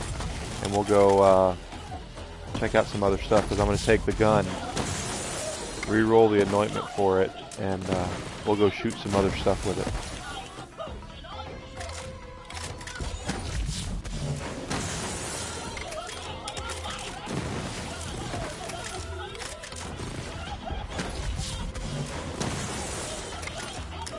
Good shot there. Your first time joining me, welcome. Hope you follow and stick around for a little while. It'd be great. I'm pretty good at Borderlands, I've heard. But I do play other games as well. Dang, that was nasty. That was nasty.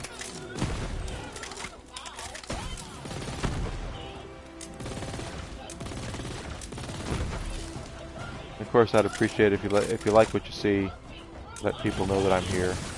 The only way I'm going to get any close to partner status is by word of mouth, providing better content for wonderful people just like yourselves. So, looks like we still got 2.5 hours to go on my afternoon shift. Come on, disappear. There you go.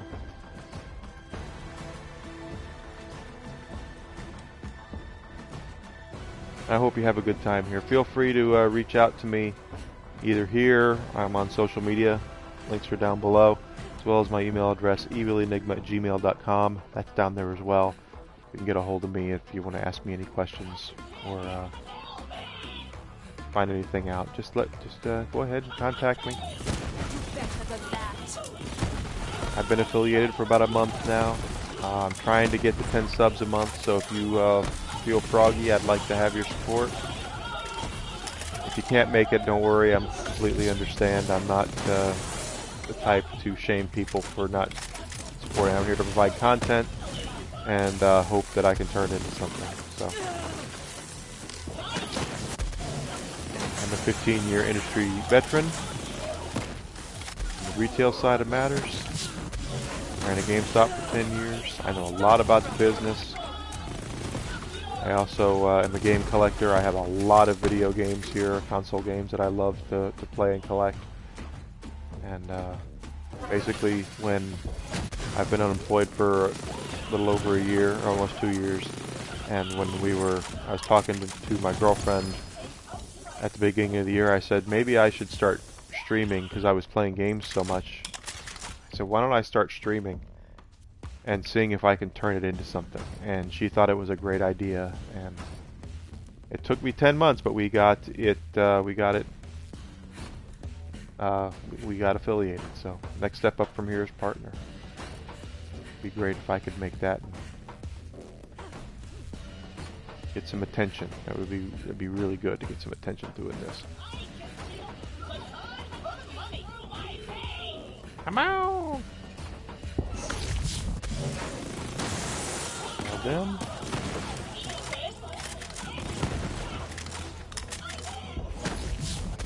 But I have heard I'm one of the nicer people on stream. I do play with viewers. I do help out when I can. Down you go. Where the heck are they? Okay.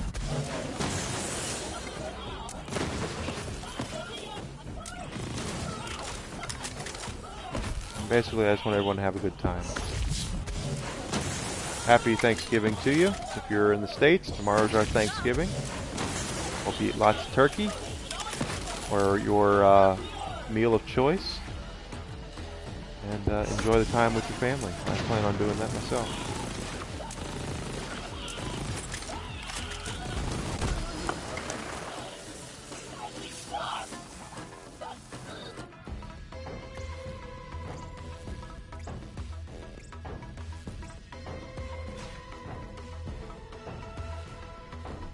Ugh, pardon me. My goodness, Maria. So sorry for the sneeze.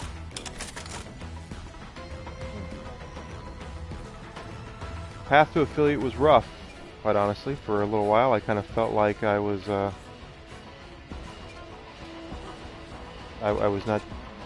doing really hot, but eventually I made it.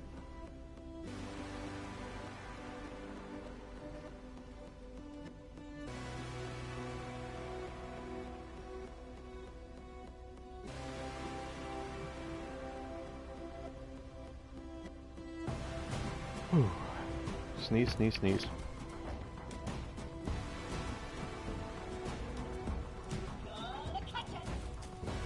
Yeah, so past couple of streams. Today's a little slower so far this afternoon, but yesterday afternoon was a really good stream, and this morning was a really good stream. So let's see if we can get more people here.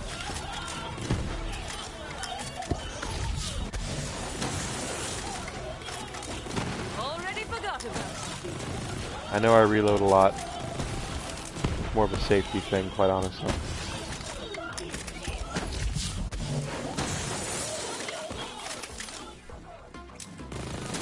Plus my reload speed's so fast now. My goodness.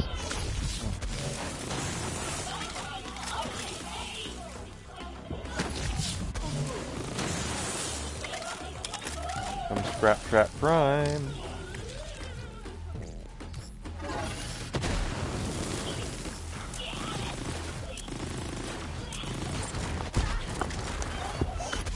There we go, bonus damage.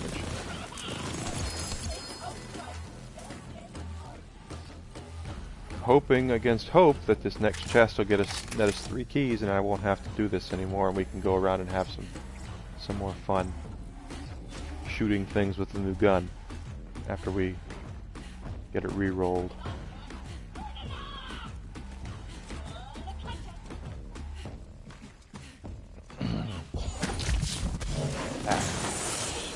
That was a good grab.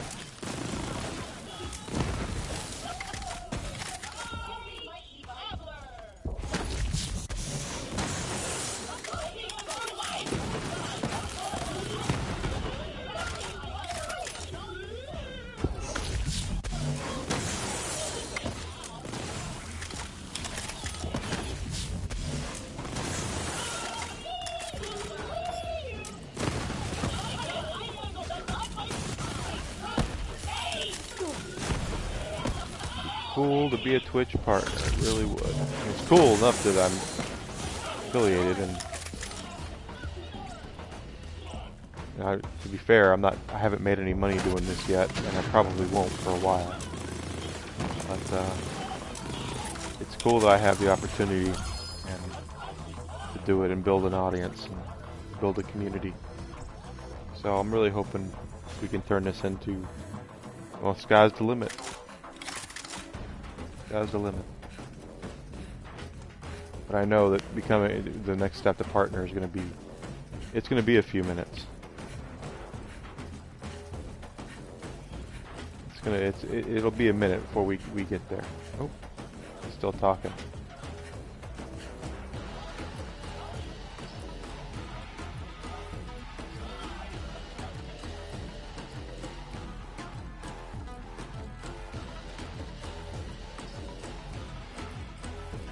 There he goes.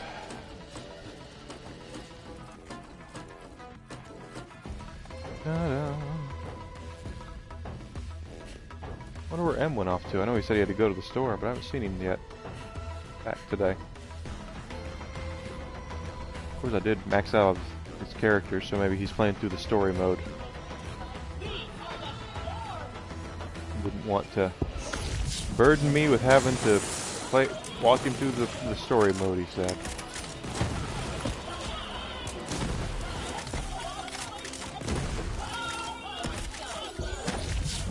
Good grab. Good grab.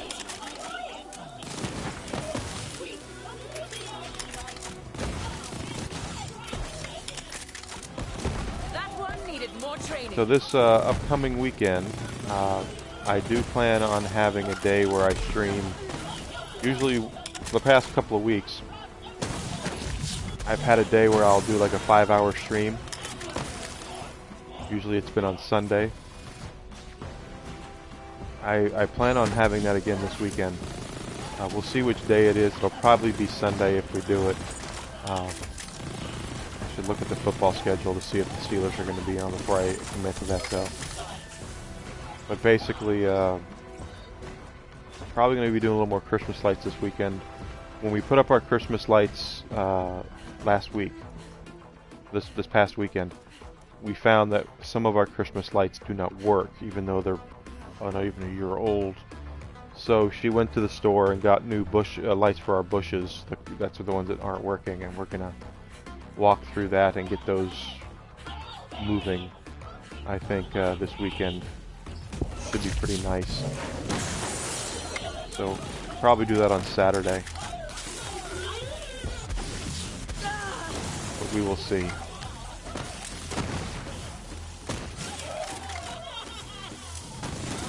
Don't blame me, man. I was just wondering where. I was like, I wonder where M is. No worries at all. You just make sure you're taking care of yourself. That's the important thing.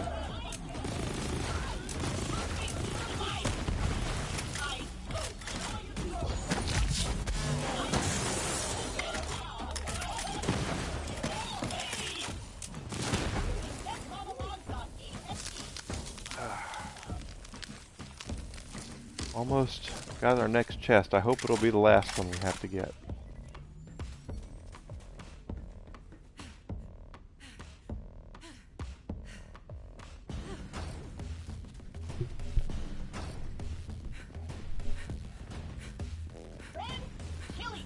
Alright. Missed me tell stories about Sega Saturn and stuff. That's all I've been doing. Just sitting here reminiscing about why the Sega Saturn was a failure here in the States and all that good stuff.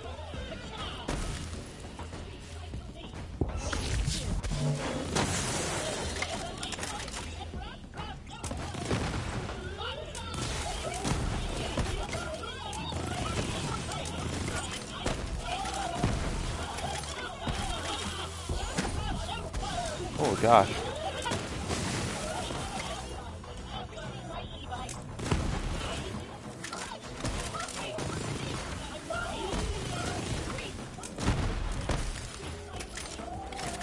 You been burning the candle at both ends a little bit there?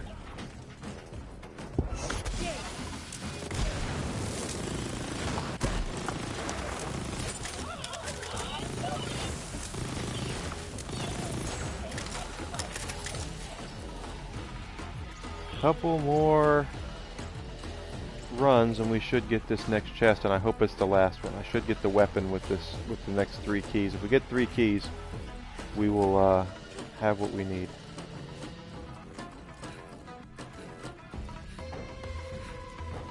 Oh, just fine, just fine.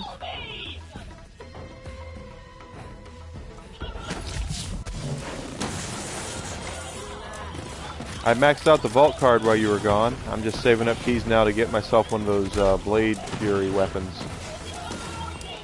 And I'm going to put it on Amara and see how she uses it. It's supposed to be like the new OP assault rifle.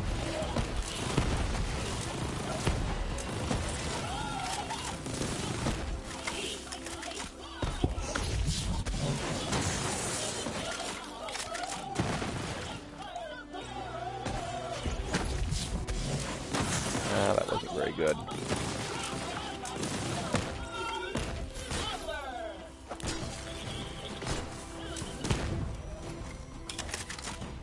Okay, here he comes.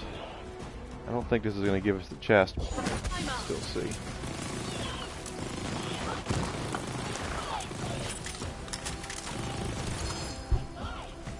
Nope. I'll have to run it one more time.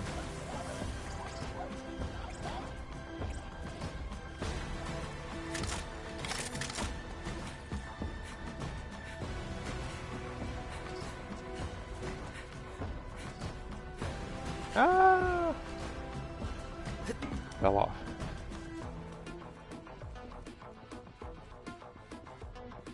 That's not reloading.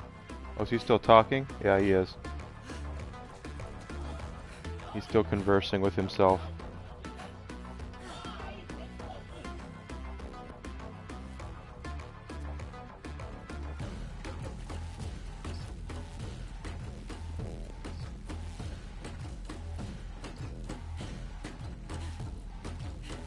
Back in here. This should be the last one for this chest. Hopefully it'll be the last one we have to do, period. And we can go around and have a little bit more fun.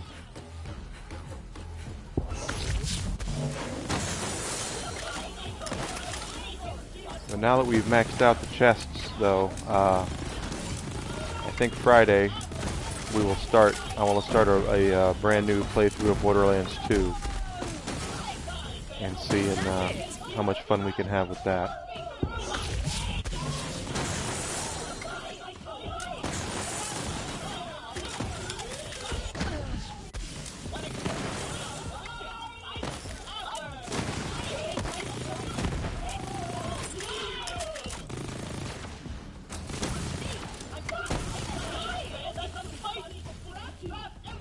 Wow, I thought for sure I had to get it before the boss, but there's the boss.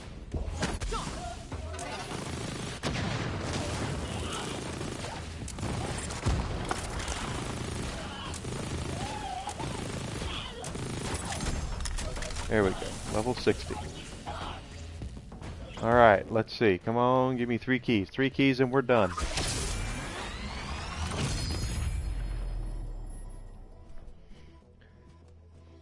I'll take it.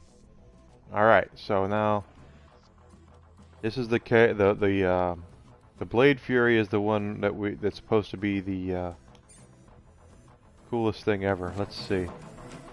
We now have it anointed. Gatlin Unflappable Blade Fury. 42% weapon damage. Get rid of that. 30% melee damage. 33% fire rate. It's an auto bear thing. Shoots knives that deal weapon damage and melee damage. Okay, let's put that in place of our flipper.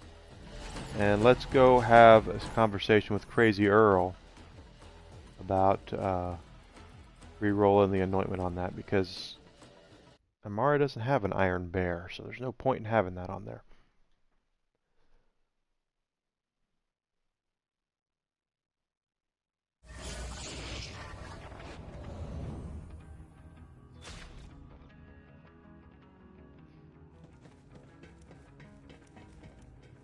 And I do have some diamond keys, so we'll also run one of those before we go any farther, so you can see what that does. And if you're watching, you might want to see what it does. So I know you said you have one. Okay, so this right here. Put it in Crazy Earl's thing. We'll re-roll it and see what anointment we can get with it. So. I don't phase cast, no. On action skill end, deal 120 pounds per wind. No. No. No. No. No. No. No. Yes. Yes. Yes. Yes. Yes. Yes. Yes. Yes.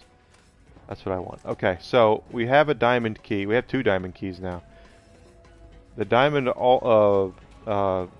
armory is on Sanctuary, and it's under the bridge. They don't give these keys away very often, so when you get one, be careful not to waste it. Hello. It's timed, so you have plenty of time. So don't. You're gonna look in the walls and realize some of this crap is purple, and you don't want it. But you go down here, and this is the diamond armory. Under the bridge, okay? So there's going to be one shield. This wall is going to be full of shields when we put it in there. This wall is going to be full of weapons, and this one's going to be full of grenade mods.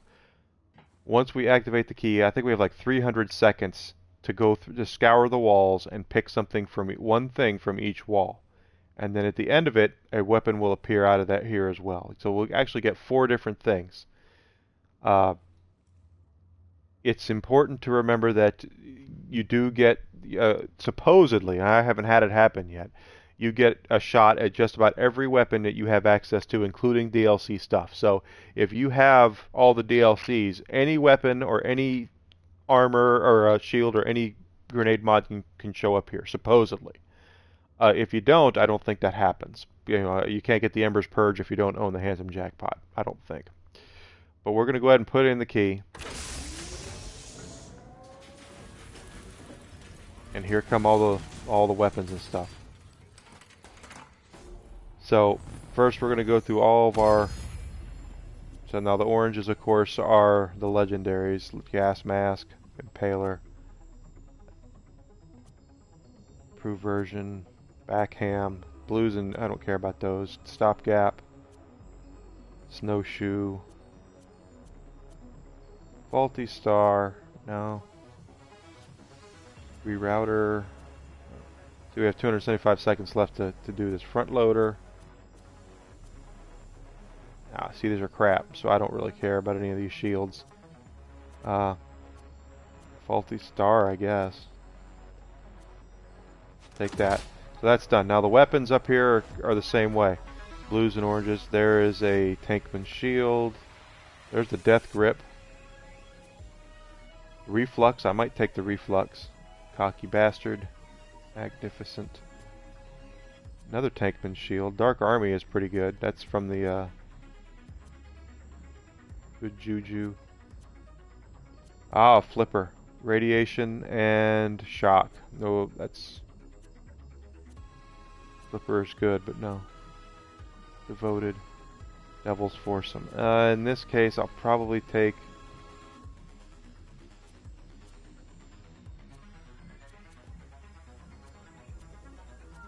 I'll take the reflux in this case. It's a much harder drop. And then your grenade mods. I'm not a big grenade mod person, but there are people who are. They throw a lot of grenades. Mesmer. Widowmaker. Epicenter.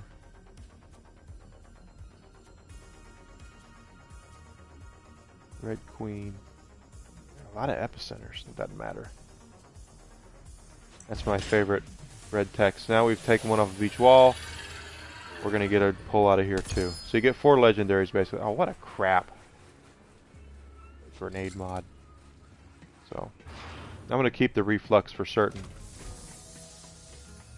Because that's the hardest pull out of all the weapons. Even that or the Dark Army, but I don't use the Dark Army as much. Supposedly you have a shot at getting, like I said, the Ember's Purge and things like that from that. And I've not seen that myself, but I've heard that they do give you a shot at that. And considering you only get 1 shot per character to get it, that's pretty valuable to have. So let's put our... I did get a Chaosan earlier. Stick that in there. I'm going to keep the flipper on Amara for now, just in case I don't like how this gun turns out. We're going to go mess around with it.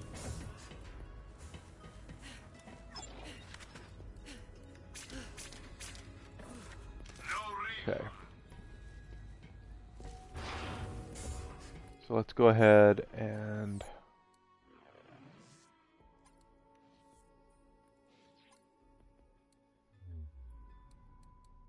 just for fun. Well, you know where I like to go when we have just for fun stuff. Let's go to Electricity. See if this assault rifle really is the bee's knees that everyone keeps telling me that it is.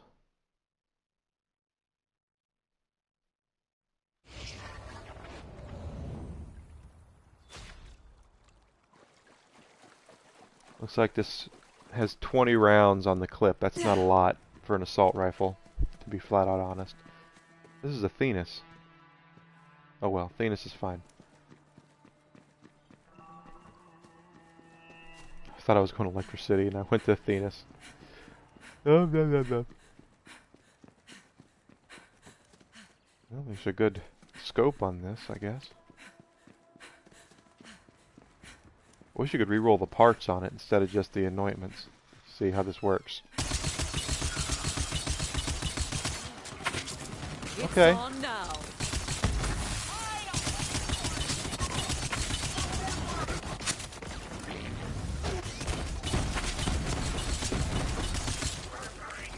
That's the flame heavyweight.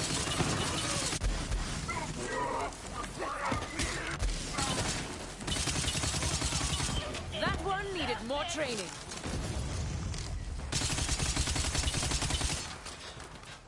Not bad, quite honestly.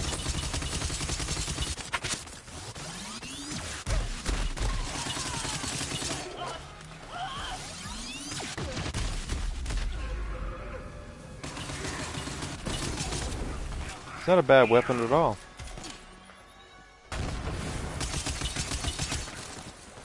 It does deals melee and weapon damage, so.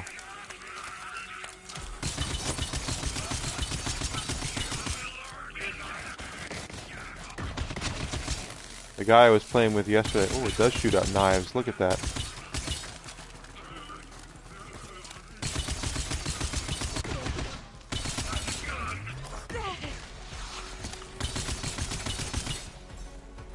Happy Thanksgiving Eve, it's here. How you doing, buddy?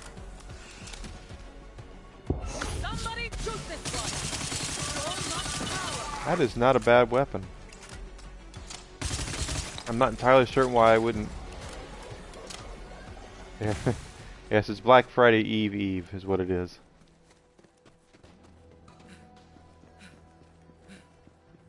How are things around the wonderful city of Pittsburgh, my friend?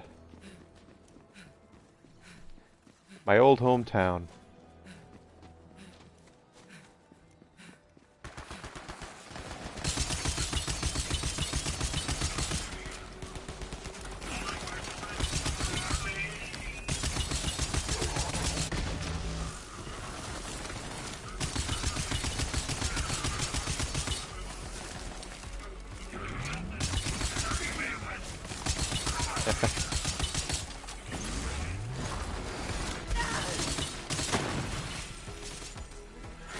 I'm outside of Chicago. It's pretty cold here too. Anyone else? They say it's warm, but I don't believe it's warm. Okay, this is not doing near the damage that my SMG does. It's not a bad weapon, Ready to unleash this power. but I don't know why I would want to use this over my my plasma coil. It's not as strong as the plasma coil.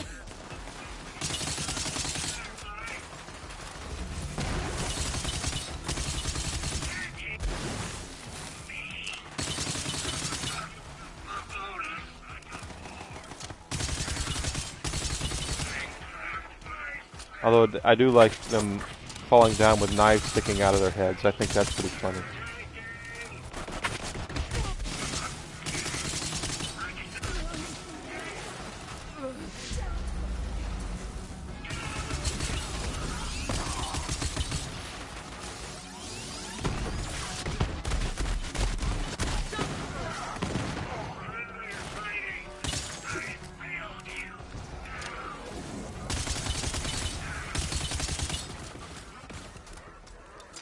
Yeah. It's a good gun, but it's not as good as my other guns. Not even as good as this one.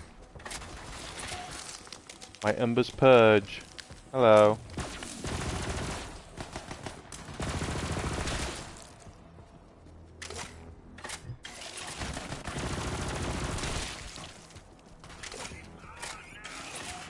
Embers Purge is my secret weapon against Hermivorous the Invincible.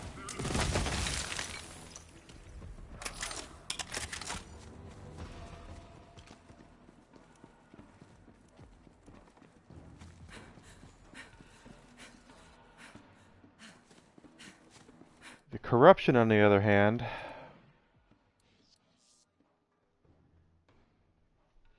I gave the first one I got, I gave it away.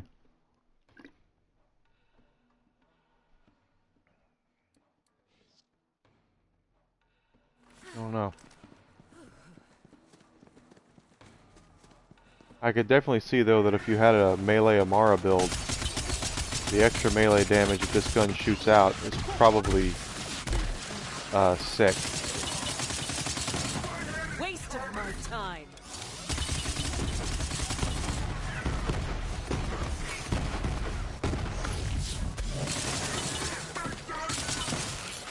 Oh, finally got some gas going back here.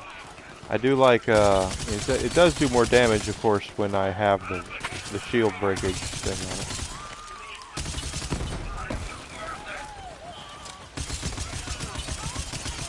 Feels so good.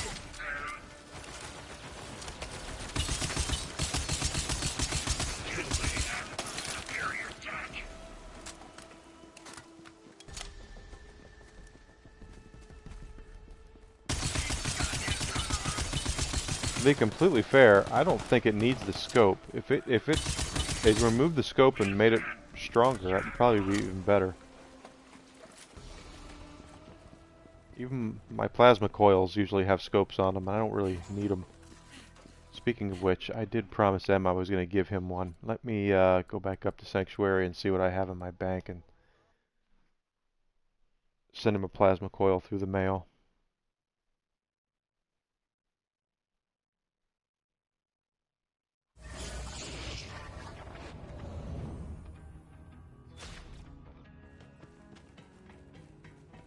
Yeah, I have another diamond key. I had 2 of them. Alright, so SMGs. I have some Kib's Worth. That's a crit. I have a ton of flippers. Plasma coil. There's one. It's no problem, man. Don't worry about it. I'm just trying to remember I said I was going to give you one. These are 65. You don't need them that are 65. Cloud kill. Needle gun.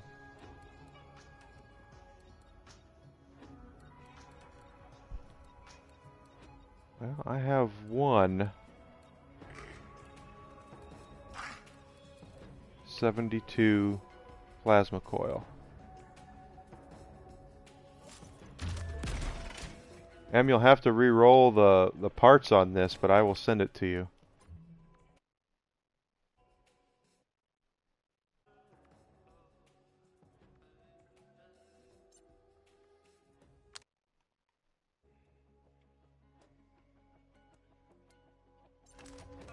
How do I do that? I don't remember. Let's see.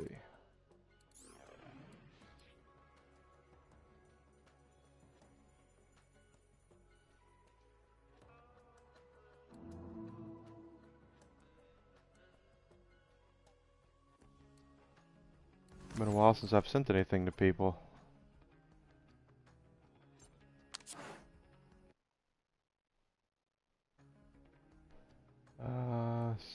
Send item. Here we go.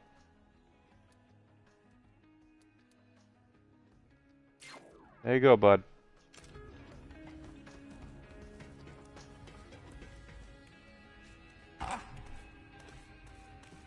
So if you want to know how to get a plasma coil, let's do something I'm probably going to fail at. Because I'm good at failing at it. It's called the arms race. Arms race is a little pain in the rear end. Let's go. Where's Pandora? There it is. And to go where we're headed for this, it's Stormblind Complex. Now this is very much supposedly like Fortnite. One place we can go.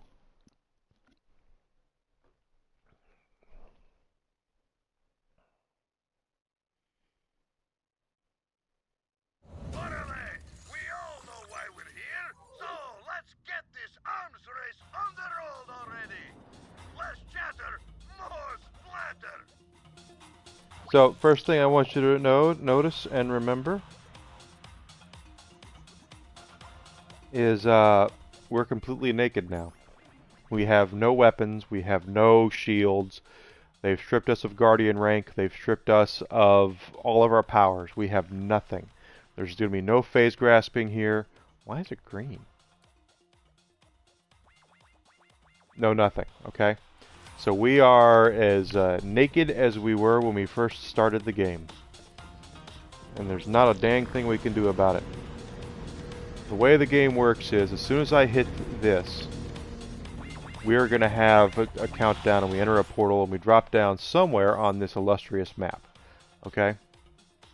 And the idea is we have to scrounge for all the weapons and all the shields and all the everything we possibly can to build up an arsenal big enough to beat the guy right down there, the heavyweight Harker.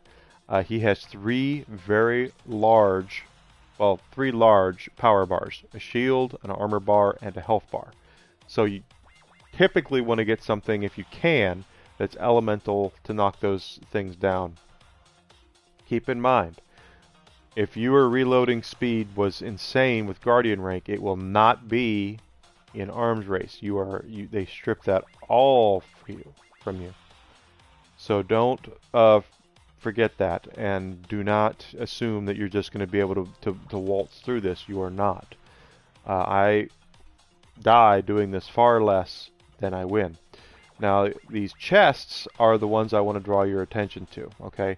The chests that you see here all have dedicated drops that could possibly drop in these things, and each one has a different 2 or 3 items that they drop in it.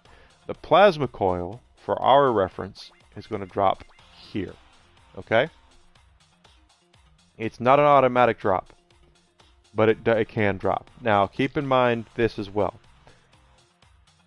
You can use anything you scrounge in the arms race except legendaries exclusive to arms race. So if I get a plasma coil in the arms race, I can't use the plasma coil.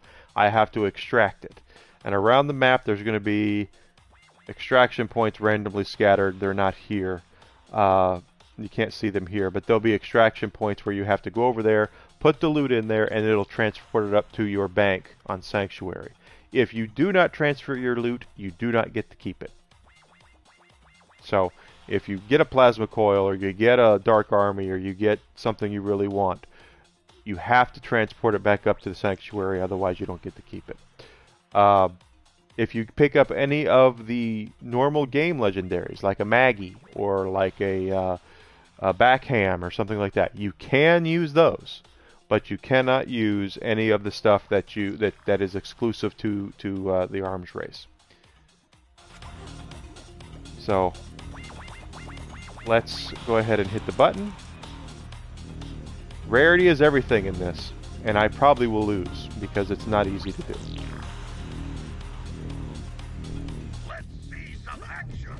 Okay, so it's going to drop us. If I have anything to say about it.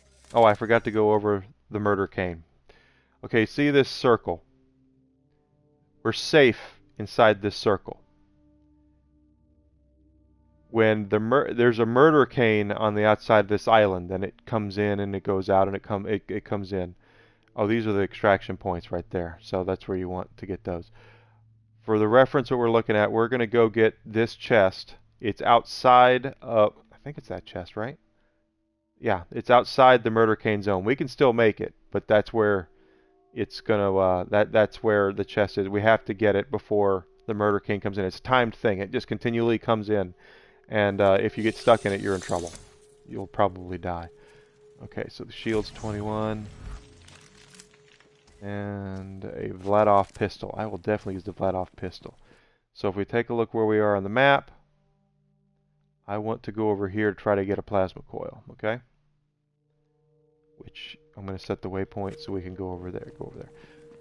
Enemies, anything can drop anything here. You know, you can get a plasma coil from anybody. And the heavyweight harker is guaranteed to drop one piece of gear exclusive to the arms race. So we can go right to heavyweight harker right now if we want to. He's going to whip our rear, but we can still go there. Because you have to have weapons. You have to have... if you get a purple or a gold that you can use, it's really worth it.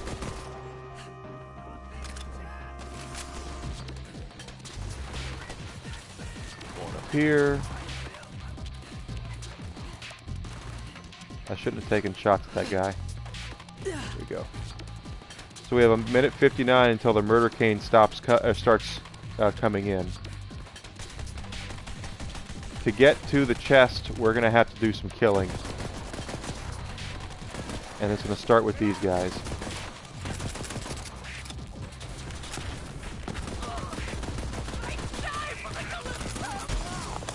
I hope you're warmed up. Believe it or not, some of the best weapons you're going to get out of this are going to be COV weapons. Because they have a high fire rate and a high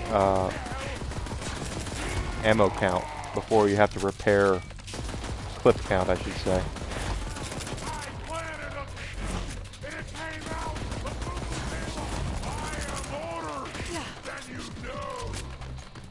But obviously if you get a legendary you can use, you dang sure want to make sure you're popping that sucker on.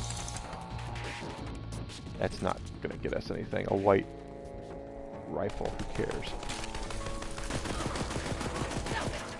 Okay, so that door's opening now, and we're going to see some robot dogs coming at us here.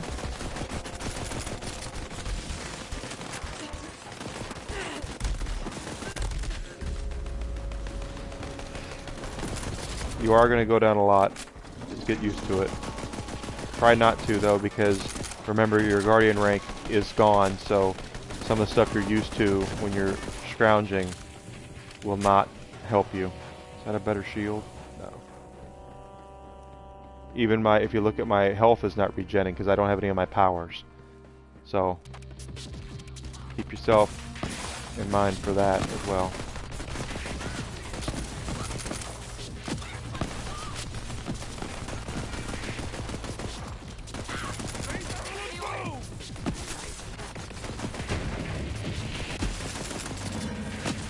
Okay, it's moving on us.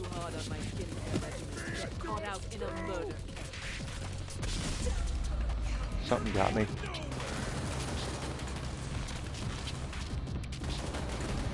There we go. Down you go.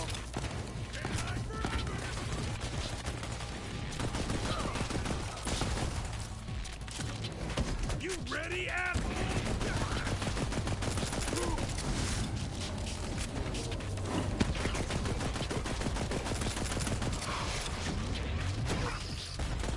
Bring it, Vault Hunters!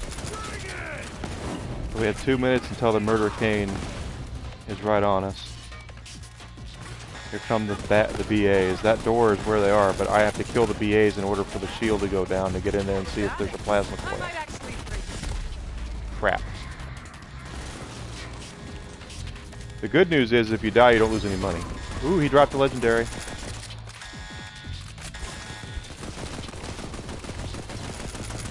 I don't know what it is, but we'll see. Assuming we don't die here.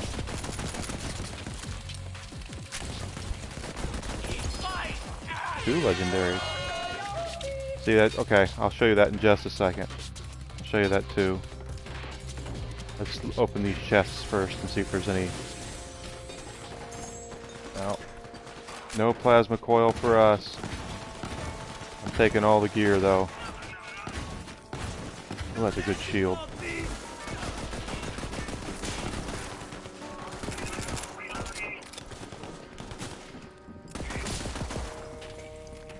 Alright, so let's look at what we got here as far as gear goes. There is some good gear that we got, not what I wanted. Alright, purple. It's Anointed Siren. Who gives a crap? It's not really it's a pistol.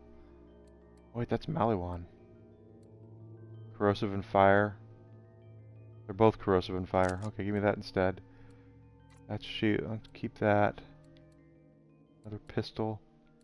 A lot of pistols. Okay, see how these say cannot be used until extracted? The Hotfoot Teddy and the Clockwork Res? Those are exclusive to the arms race. If we could use them, I would probably win easily. The Hotfoot Teddy is not a horrible weapon. The Clockwork Res is a res weapon. It's a weapon that you equip when you're playing with somebody else and you want to revive them. That's what it's for. Let's go ahead and find our Maliwan pistol. Yeah, good. Okay.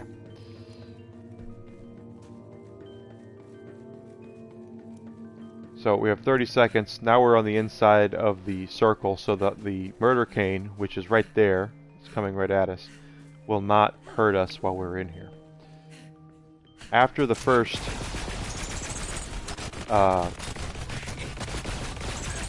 time he comes in, it's going to, we're going to have supply drops that we can go get. And we have a chance for weapons to, or exclusive weapons like the plasma coil to drop out of there as well.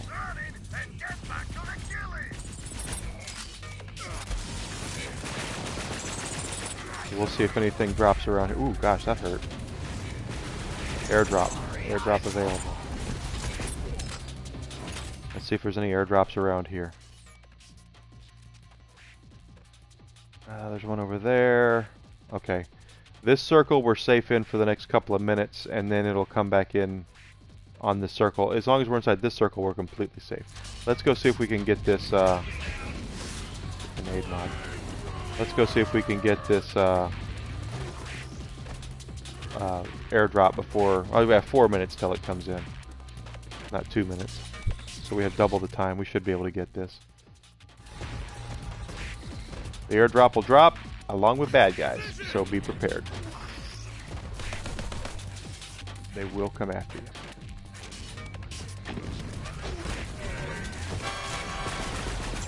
Got some primo loot headed your way, Vault Hunter.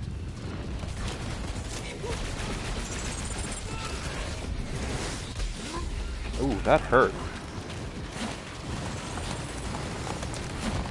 might be done here. Yeah, I think I'm done. I knew I was gonna lose. And Team Vault Hunter is out of the Yep. running. You hate to see it, Axe. Maybe next time. You heard it here first, viewers. We've got ourselves a redemption arc in the making. Be sure to tune in for the next episode of Arms Race. Time for a rematch. Okay, so we lost no money. We can do it again. But since there was no plasma coil in the chest, I'm not really that torn up about it. Plus, if you extract it and you still lose, you still get to keep it. So that's the important thing.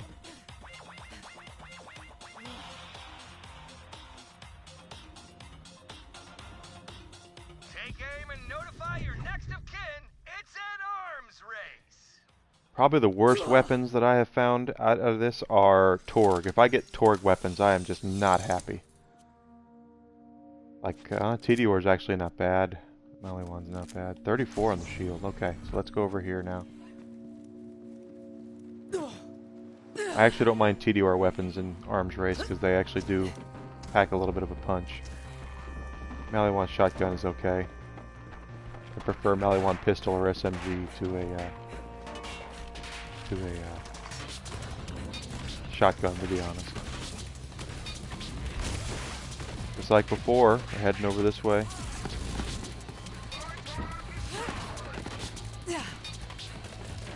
You still get Guardian rank experience and vault chest experience, so.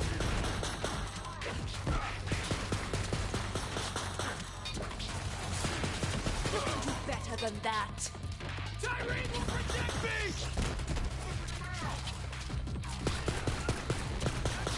Today.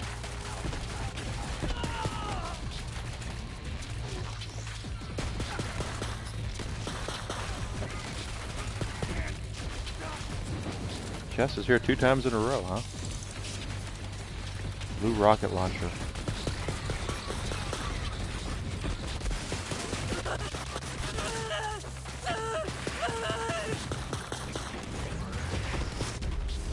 Ow.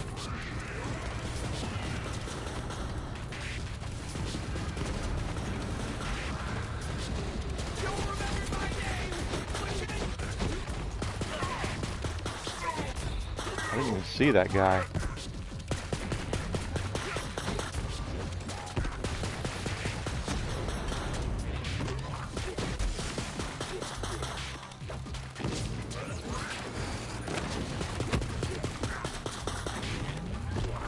So much heat.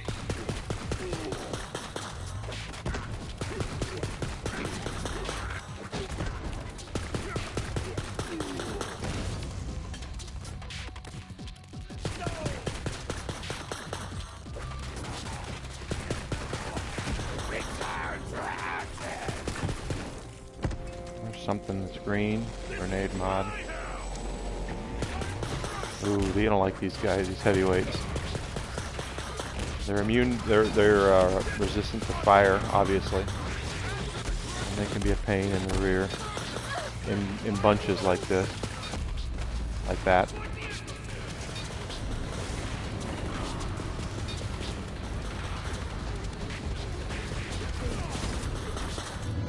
Get a move on, Team Vault Hunter. You don't want to get caught in that murder game. Is it coming? Where is it? Oh, we're gonna be safe. Okay. We're gonna be safe. Motorcade won't come in and on us until the next go around.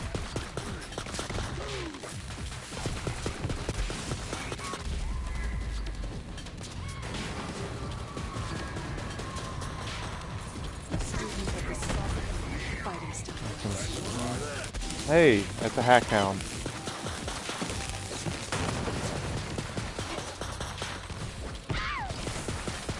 Pushing out. He lost me.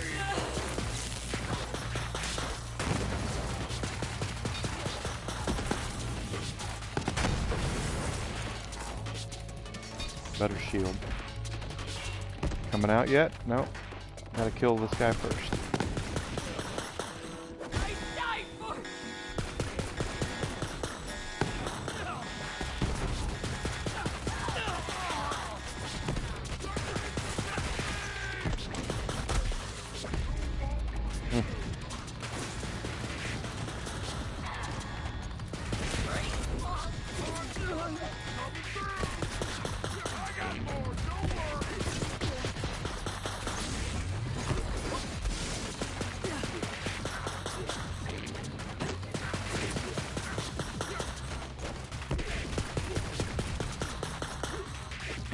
Boy, that guy's got a lot of...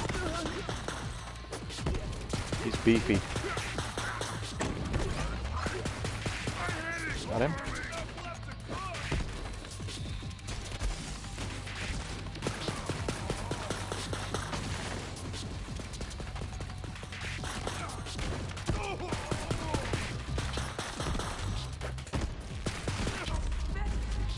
I got him. Okay. That actually is harder than it looks when you're using crappy weapons and have crappy armor. Still nothing. Wow.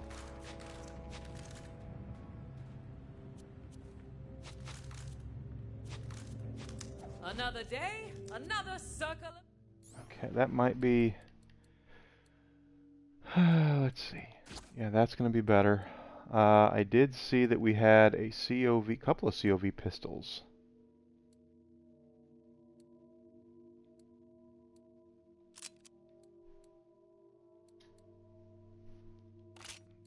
Is that a Jacobs? No, it's flat off. Good, good, good.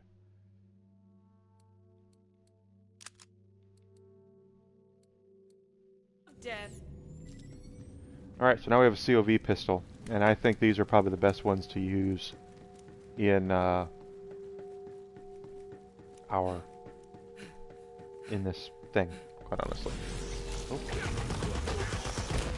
Because it's a much better eating. They have high clips, and they do high damage. So.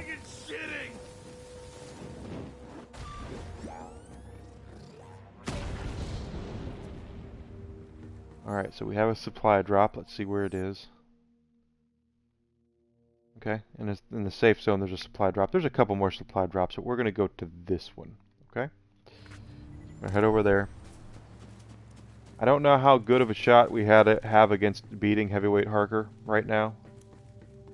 Pretty good, I would say. We're probably okay, probably average.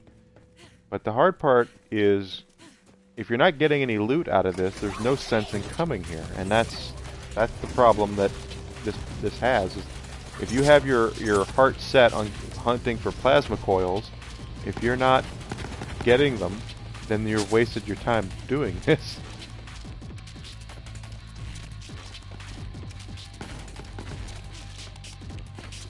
So, here's where our supply drop is going to be. We should be okay here. We'll see. There it is. Sending you some more loot, BH. Get it before the murder team does.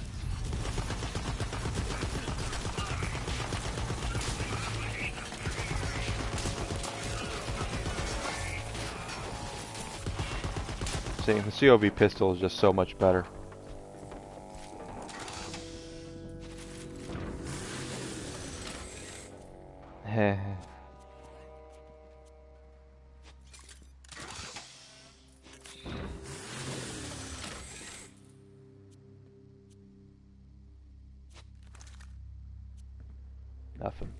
Nothing. Just a whole lot of nothing.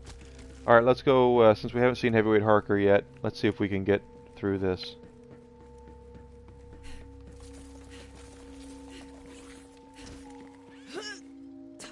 He's going to be up here towards the top. In the center here. He's always in the center. There is a health and ammo regen station here, so you can pay for. Use your money because you're not going to get to keep it anyway. So go ahead and. Stay out of trouble. Or don't. I ain't your mom. Okay, so Heavyweight Harker is going to be down here. I'm going to start with our COV pistol and see how this does on him. He's going to have a shield, armor, and he's going to have health bar. The shield will be obvious. He's riding a big robot dog, and then when you knock him off, after you knock off the shield, then you take down the robot dog basically, and then his health is all that's left. He can be challenging. He's going to have guys respawning all around him as well. While he also shoots you and has grenades and all that wonderful stuff, so. Try not to kill the bad guys around him, because you're going to need them to get you up when you fall down, and you will fall down.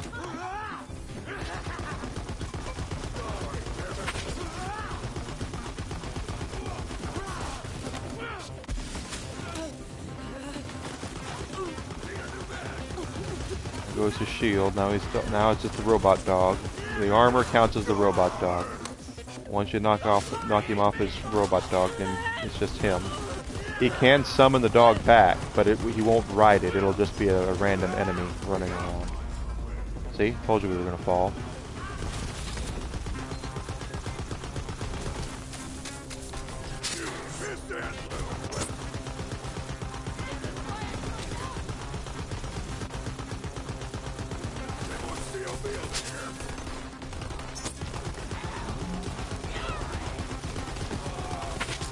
There goes his robot dog. And now it's going to be him. He's going to be shooting at us. Oh, this is not good. Okay, who's you?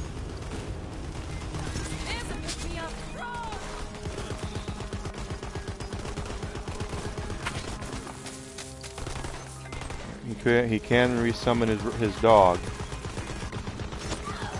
But he won't ride it again. Also, don't get... Most of the time when you kill him, his toadies around him disappear. Sometimes they don't, so don't get comfortable just for killing him. I'm gonna kill him.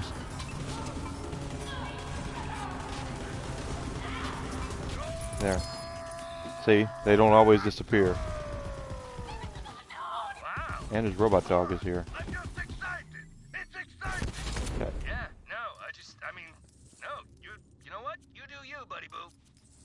So he dropped the Annex Firefly. Whatever. It's okay. And he dropped a double penetrating Pent-Up Alchemist. Now, if this were down there, we could actually use the Alchemist. But you can't use the stuff that's not here.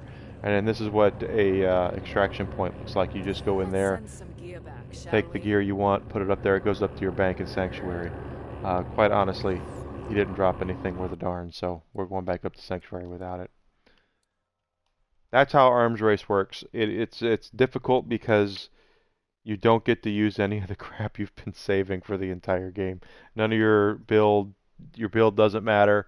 Your loadout doesn't matter. They strip all that from you.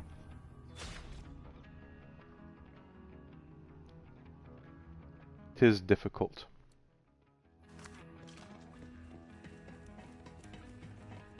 Sounds we have another diamond key.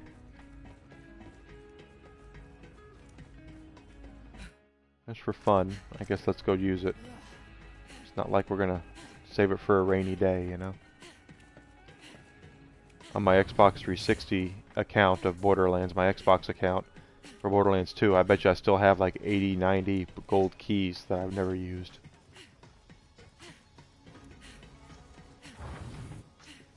Okay, here we go. Let's see.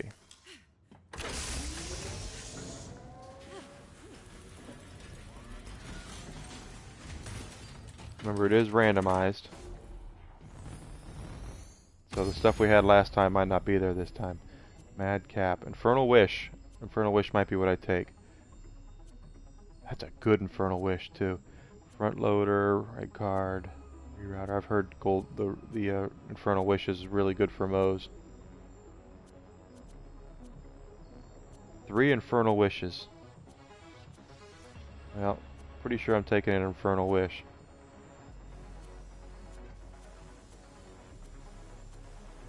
Old God. A 4th Infernal Wish. They really want me to take an Infernal Wish.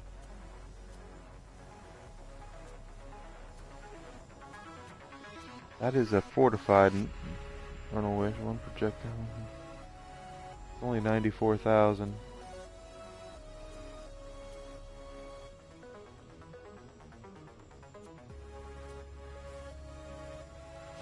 Okay. As far as the weapons go, Bloom, Mystery. See, the Bloom is exclusive to DLC 3, so you can get DLC loot from this. Like I said, that's another one that's there. I don't think I've ever used that weapon before.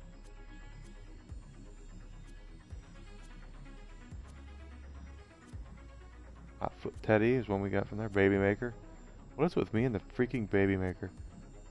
Forgiven, Black, Wrath, 2 more refluxes, but I'm gonna take that. I've never had that before. And our gray mod I really don't care about. It's a Firestorm.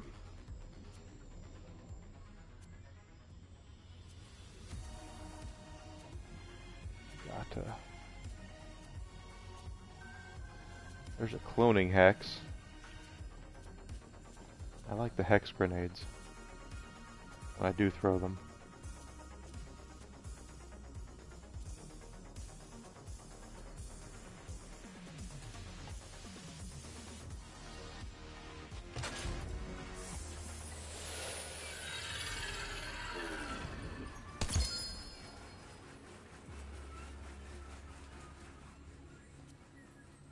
And a Becca.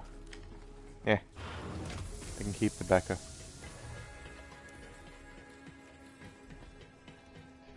So those are the diamond keys work. So we've done an arms race. We did we did 2 diamond keys that I've collected. Hey there. I'm not gonna keep the Becca, but I will keep the Infernal Wish. I'm gonna keep for Moe's.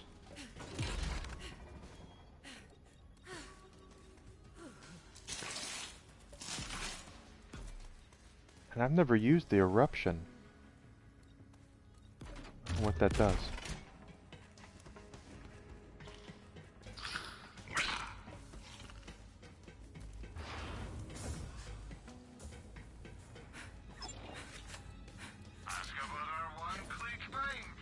So let's load up Moe's.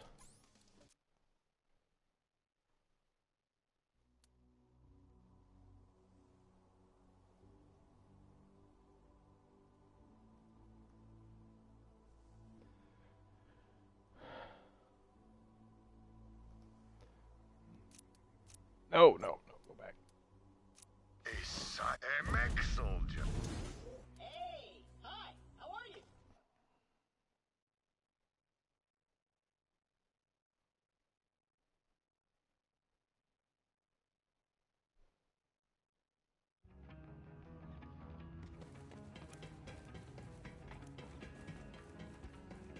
Oh. That's right, Moses is over here. I do have an Infernal Wish in here, but I think I tried using it and I wasn't really impressed with it.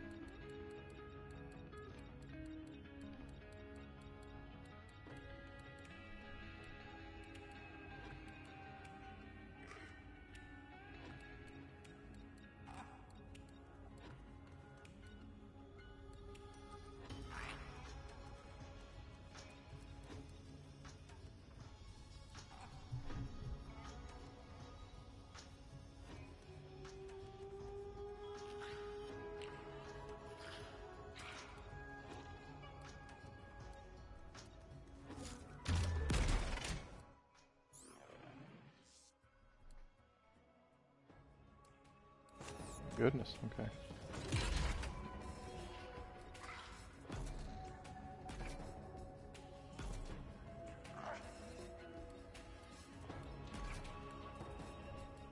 There's looter for her as well. Okay, let's get rid of that ludogram.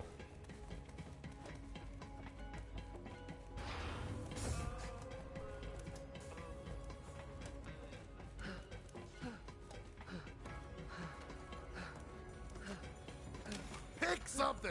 I got all day, but not for you. Ludogram, and he gives us that crap. Well, whatever. Let's see.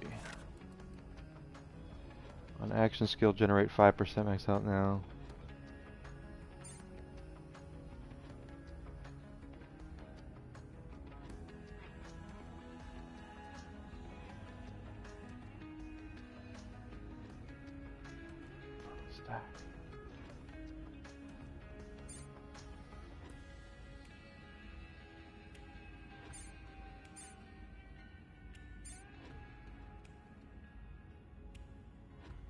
Hmm.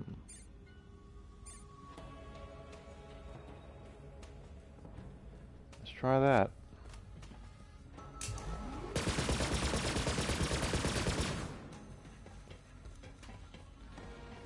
Let's see. Here's our jack thing here.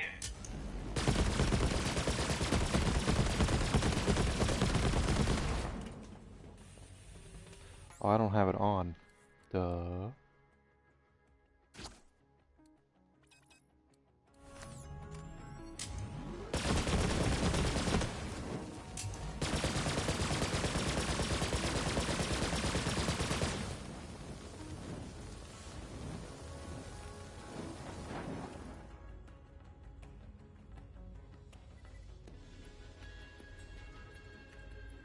Let's head out to...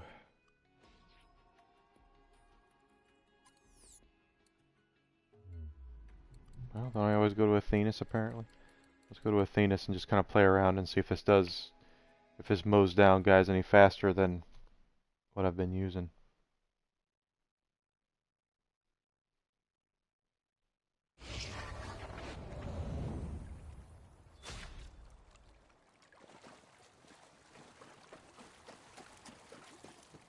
I've heard the Infernal Wish is really good for weapons that only shoot one pellet, but because it only gives you one more pellet per shot, supposedly. And our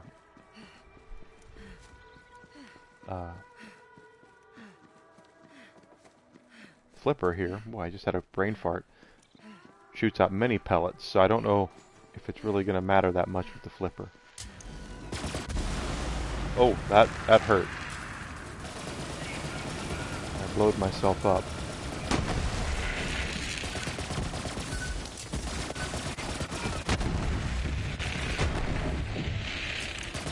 Well, it seems to be working. Guess they couldn't hack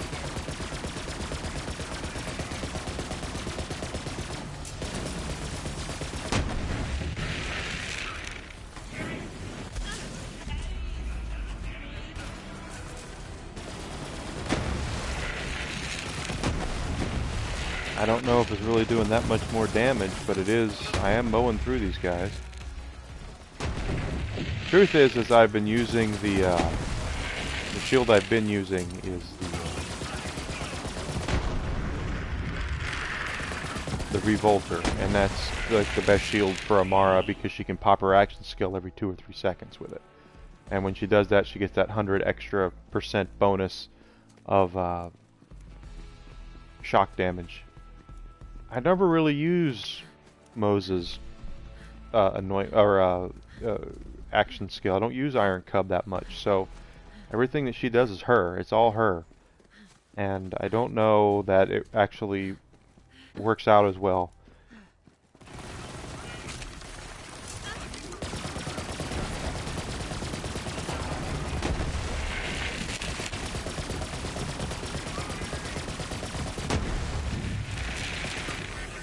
I can't...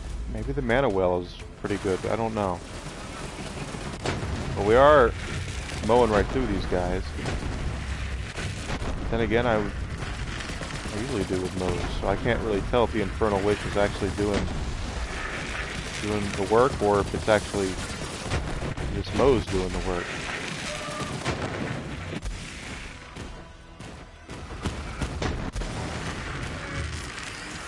And I can honestly tell you, there's no way I'm going to re-roll this Moze. I love the build. I really love the build, so I'm not going to change my build for the shield.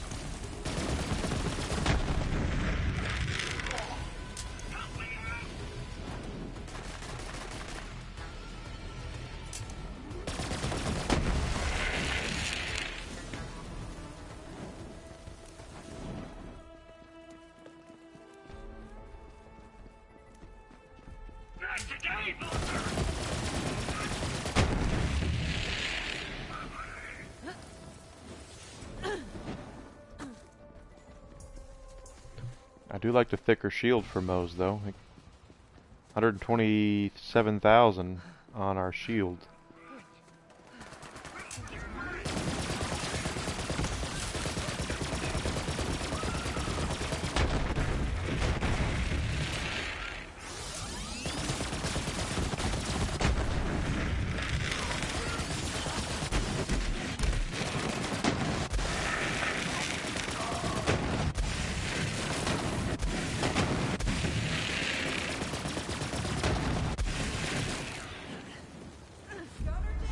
Oh, the DOT got me.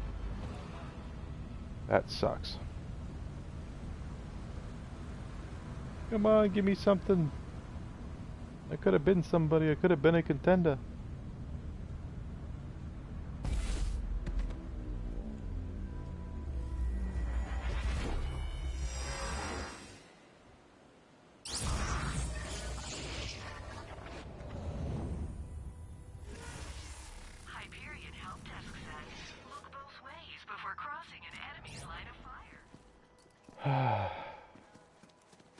Here.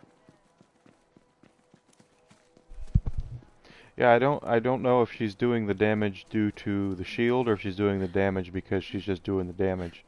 If it's just because she's doing the damage, then any shield would do.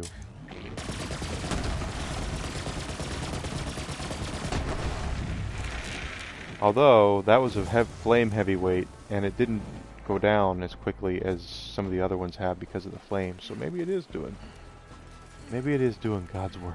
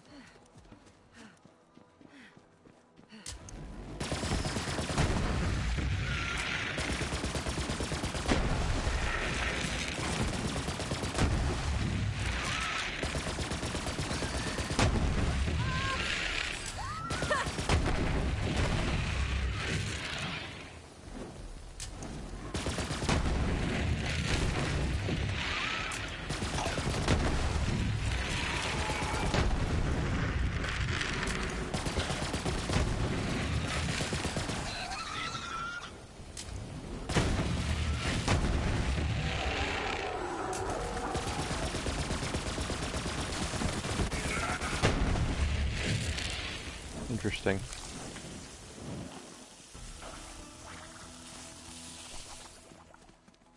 I'll have to research this a little more, I think. I don't know if which shield is better for Moe's, quite frankly. It's probably the Wish, just simply because I think it's doing more fire damage.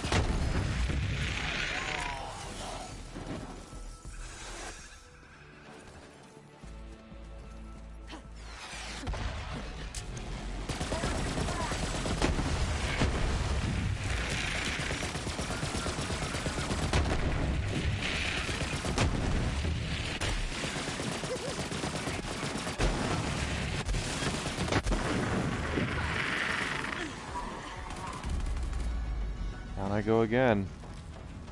This is the DOT.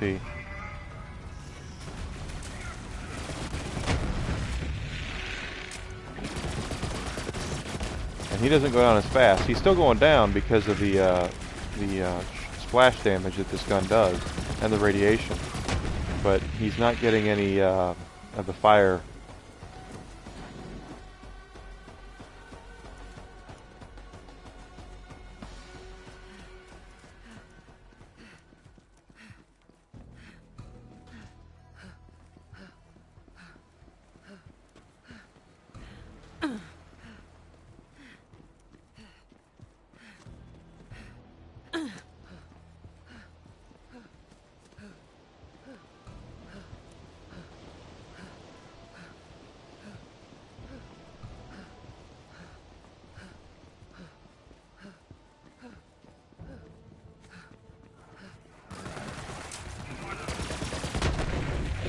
Not you.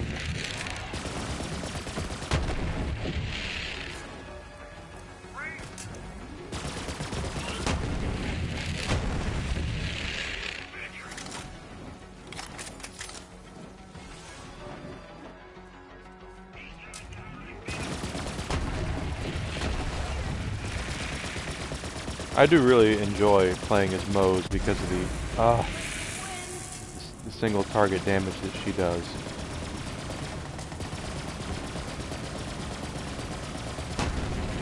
I got lucky there.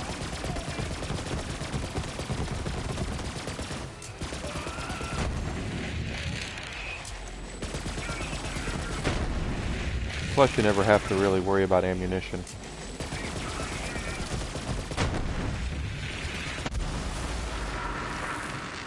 But you do have to worry about exploding barrels.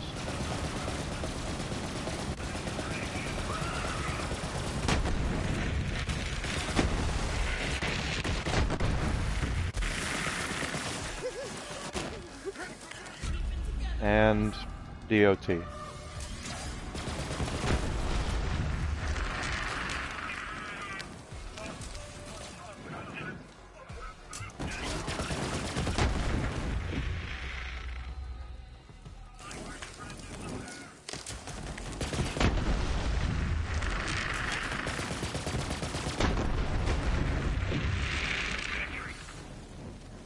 So again, this is nothing is modded here. This is an actual build and actual in-game gear being used. I'm not a cheater.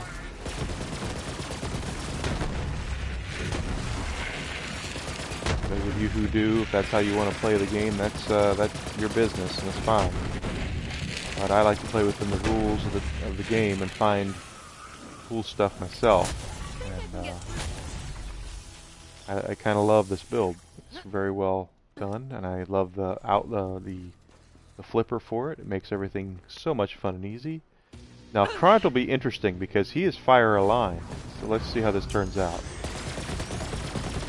He's resisting the fire. See how it's resist. The Infernal Wish's fire is he's not taking any extra damage because of it. This is all radiation and splash damage.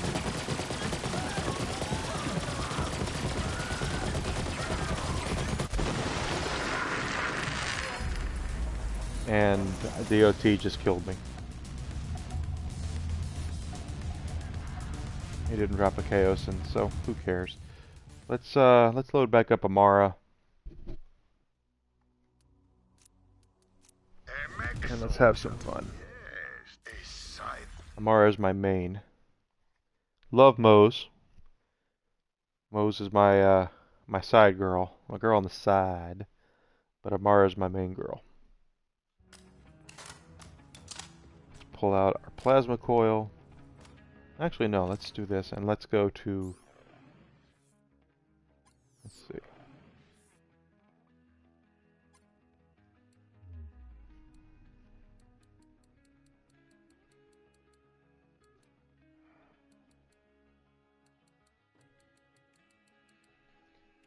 Let's play with Maliwan for a little while.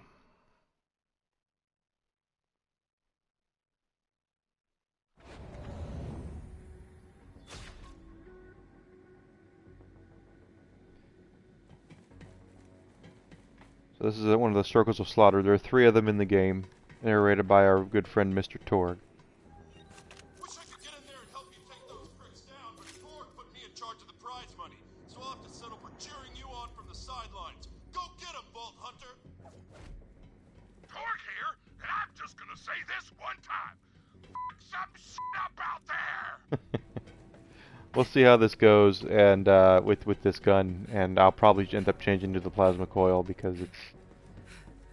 In fact, let me pull out the plasma coil and get it on radiation. We're probably gonna need it. Time for more slaughter! In fact, I'm just gonna use the plasma coil because of the health steal. I just realized that weapon damage does not include elemental.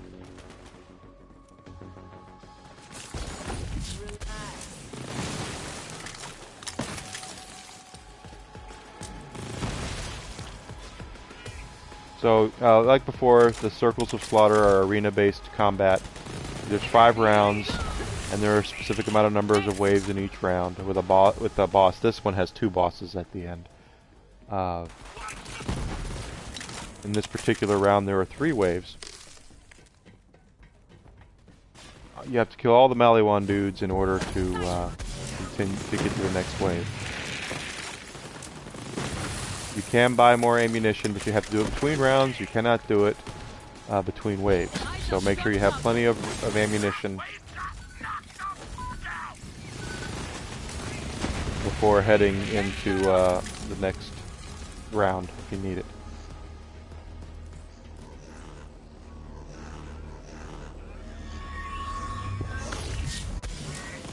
Finally, a badass.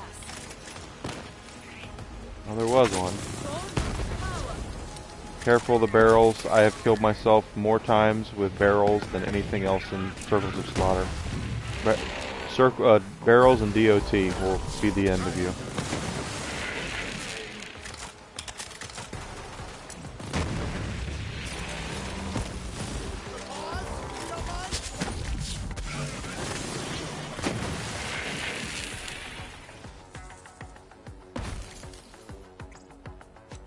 OPQ system. Lob. And needle gun. Needle gun's a good gun too. That's top 5 SMG probably.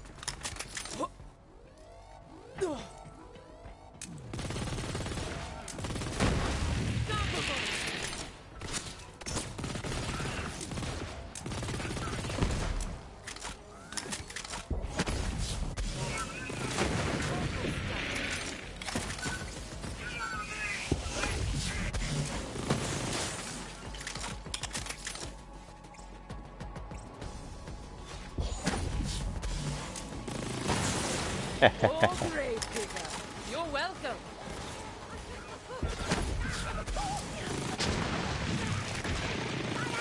That's our buddy Fish Slap. Mr. No Days Off.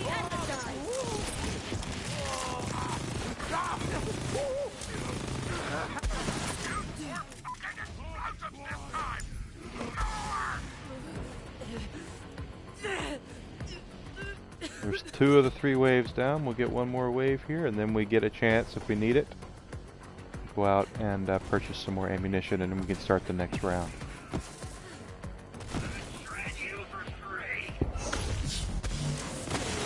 Still.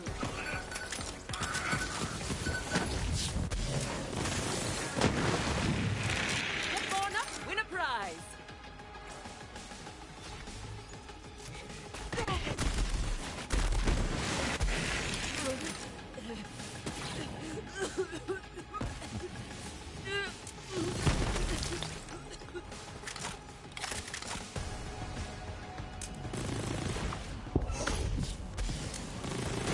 Feels so good.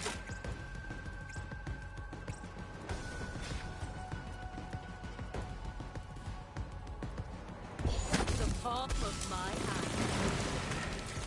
Biggest pain here are these guys that jump down. They don't always jump down like they're supposed to, so sometimes they kind of stick up there for a few minutes. Snipers and jetpack dudes in particular are the biggest pains of doing that. Yeah.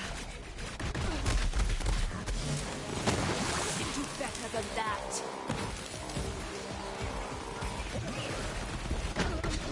Dead.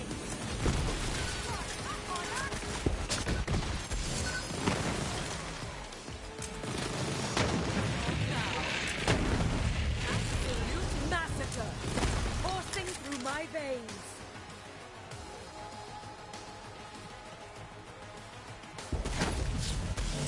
I will now reward your badassery with this sick mouth guitar solo.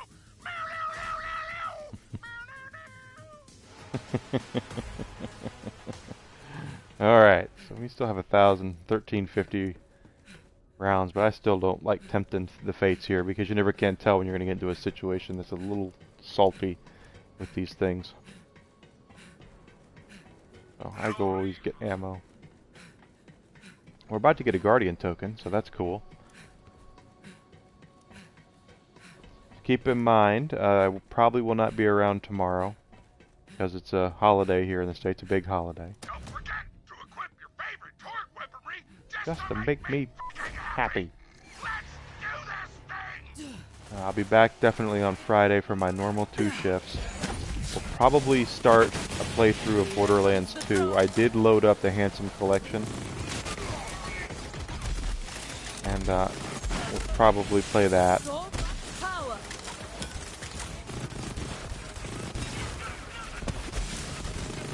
I'm gonna start a new Maya build and go with that from there. Tonight when I sign off, I will check out some Maya builds and see what the build I want to use is. There's probably one uber good build.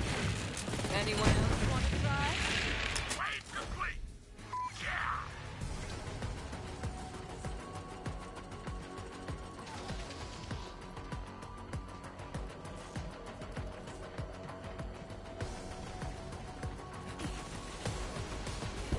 Stop struggling.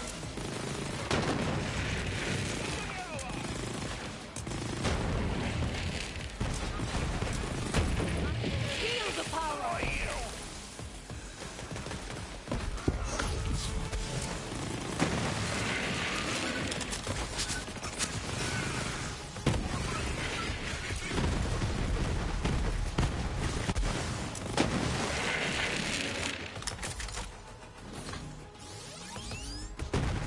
Sure.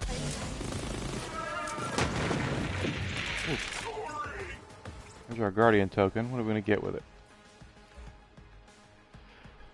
Oh, grenade. Probably melee. Oh, no.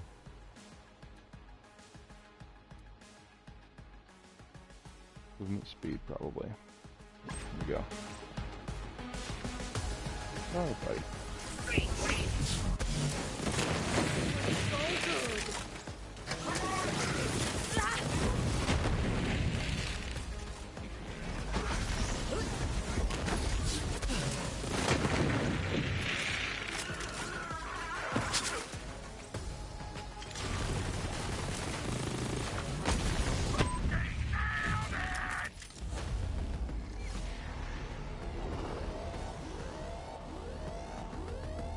I kind of expected there to be somebody coming down from there, out of there, with the door open.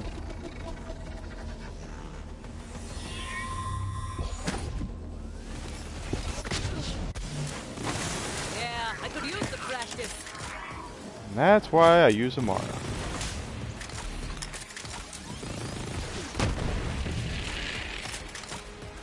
She's not going to win you any bossing competition, but she dang sure will win you some mobbing ones, that's for certain.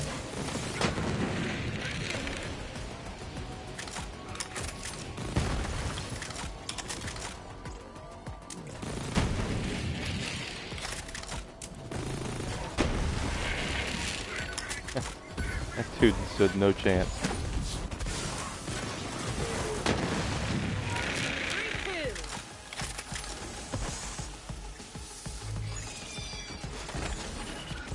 Can't tell. There's one. For the record, I am frost aligned right now, and I still completely whipped that guy.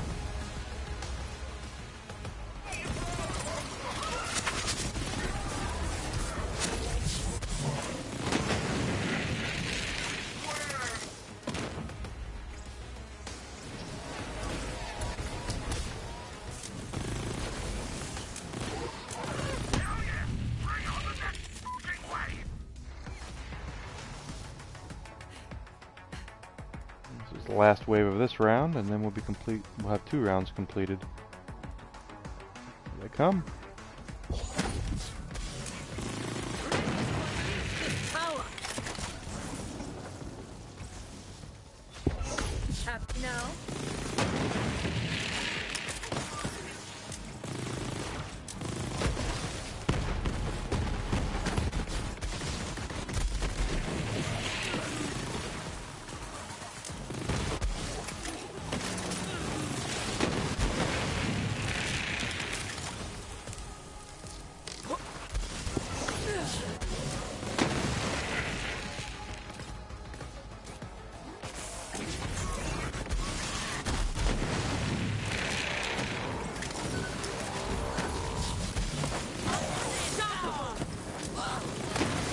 Roaster. Catch me later.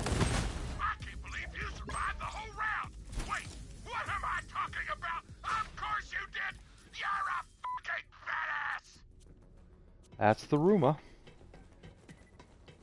See, that took us 300 more rounds to get through than the last round, so that's why I continue to go out here and refill my ammo. Well, hi, Whiskey. You're just up here snuggling with me right now.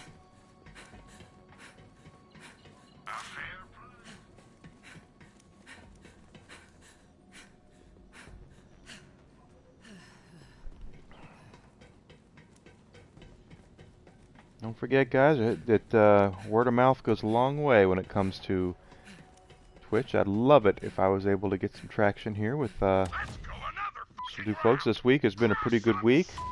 We did get up to so far 64 followers, and I'm at 5 subs. And my first goal as a Twitch affiliate is to get to 10 subs a month, and I'm halfway there for this month. So if you could help make that happen, that would be great. And if you can't, I understand. Please don't worry. I can't afford to do much more than I do right now myself. So. Okay. Oh, no whiskey. You're just okay. Just stop.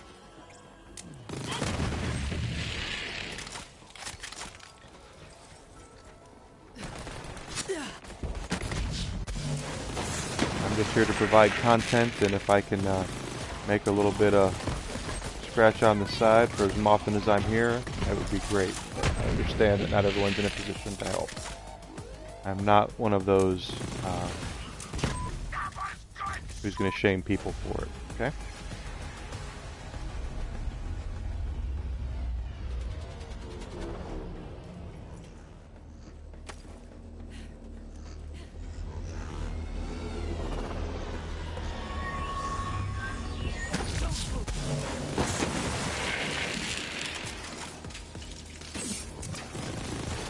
So he's got a Nog shield on, and I'm still going to take him out.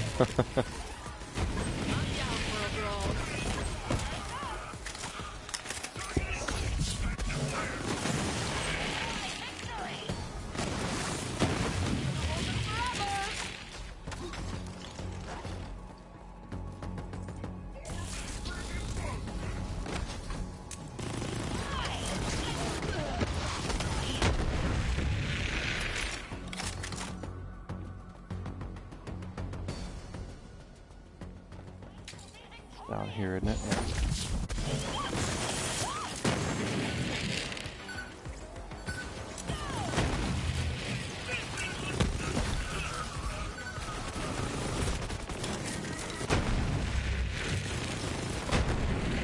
I'm the greatest.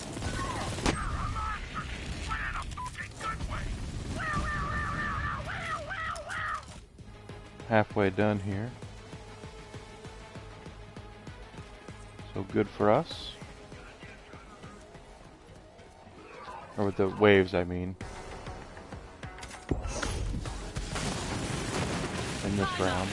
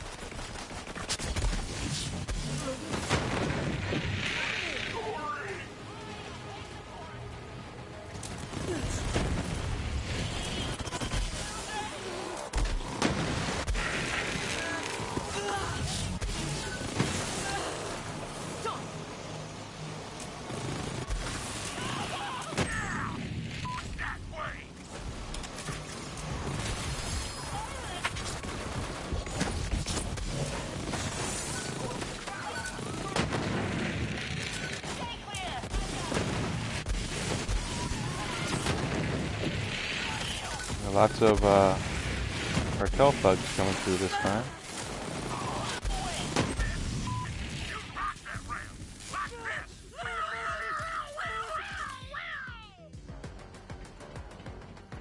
So there's our third round completed. So we have 2 rounds left to go. We're over halfway there. The last round is going to have 5 waves for the record. So it's going to be a little longer than this one. As you can see, we used quite a bit of ammo there as well.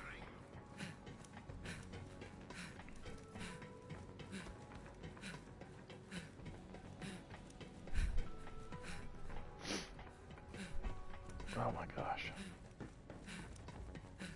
Get ready for some fucking action! New round! Go!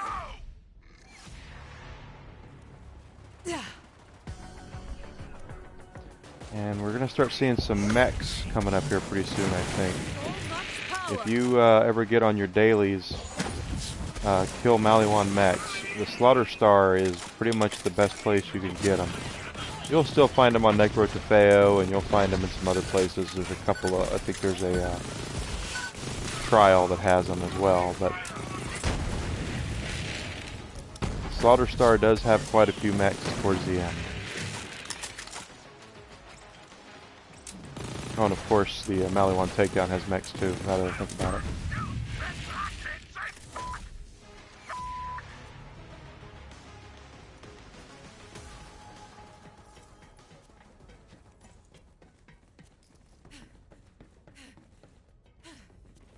Okay, where are they?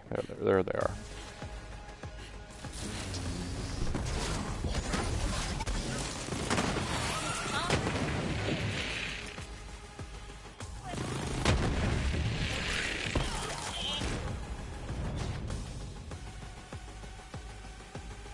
They didn't last very long.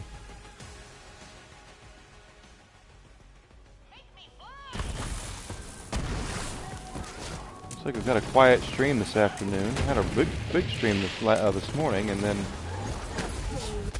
kind of leveled off here today.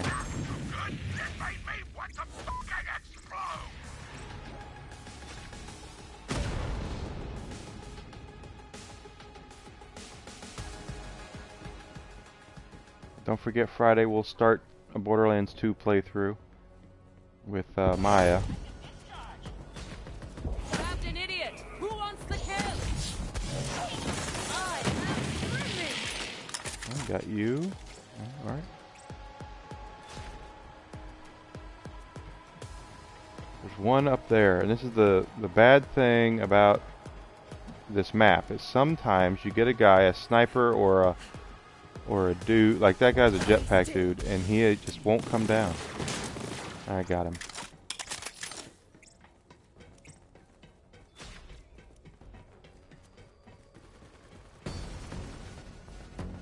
Here they come.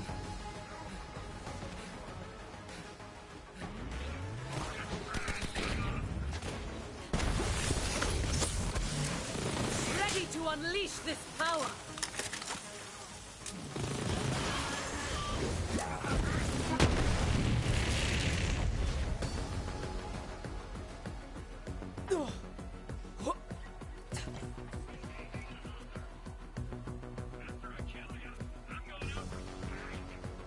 Come on, guys. There they are. Time for a fight.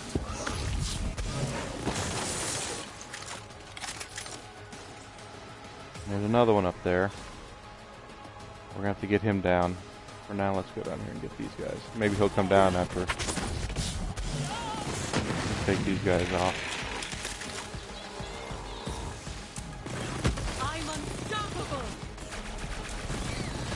Tyrone Smallum.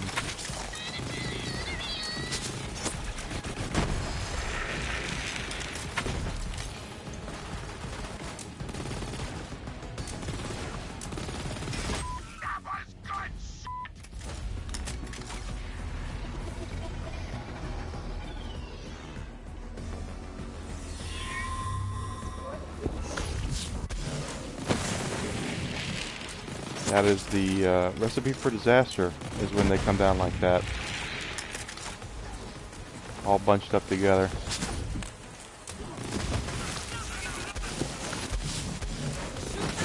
Thank me later.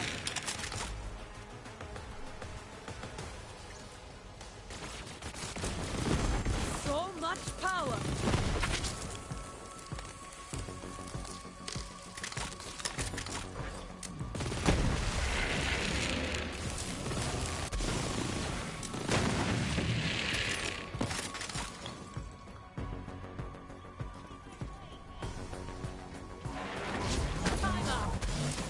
There are mechs.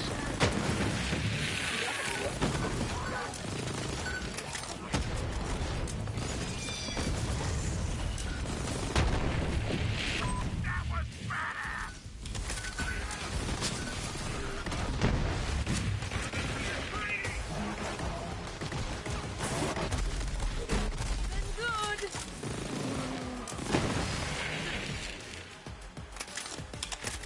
Okay, so that's the end of the third round. We got one more round to go, and we'll have cleared this off.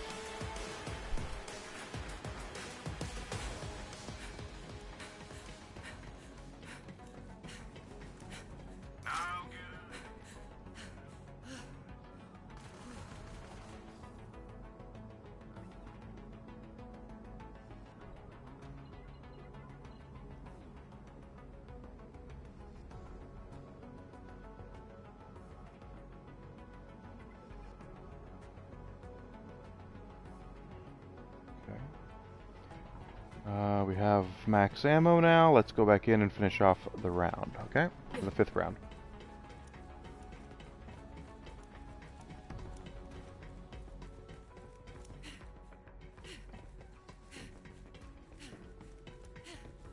Use more explosions this round! Use more fucking explosions!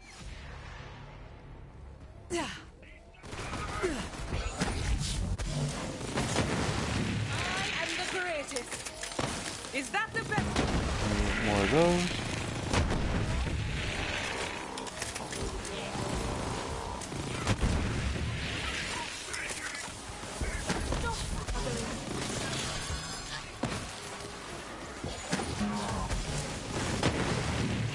Gonna hold them forever.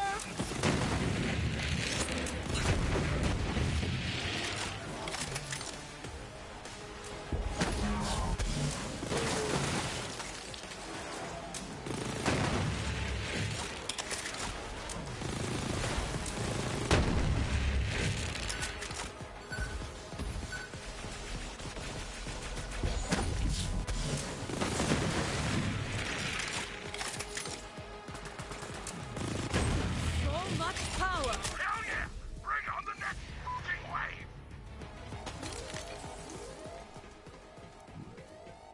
We got 4 more waves in this round, and then Slaughter Star will be over. Now there's 2 bosses at the end of this. They're huge mechs, a blue one and a red one, and they appear on opposite ends of the stage. One over here and one on the other side. And they used to be a lot harder than they are, like everything else in this game. Huge, big health pools, and you can knock off parts of their armor. Eyes up. Got a target.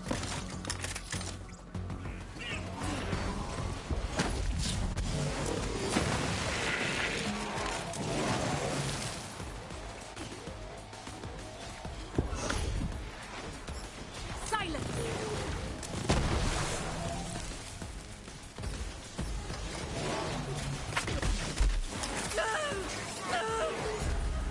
Oop, that wasn't good. No problem though. That's another one of those storm chuckers. The storm chuckers can sneak up on you and do a lot of damage because they can zap your shields without even realizing that's what they're doing. So just be careful when you're dealing with Maliwan that the shock anointed, the shock based heavyweights can really mess you up, and if you don't know that they're there.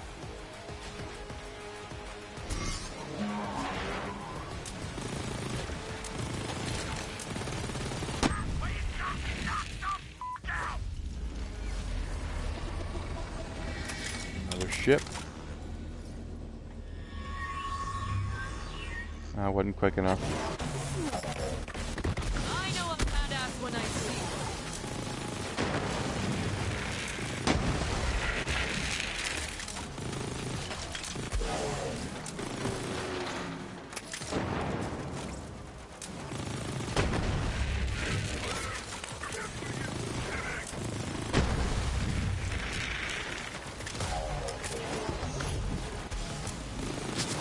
Somebody shoot this one.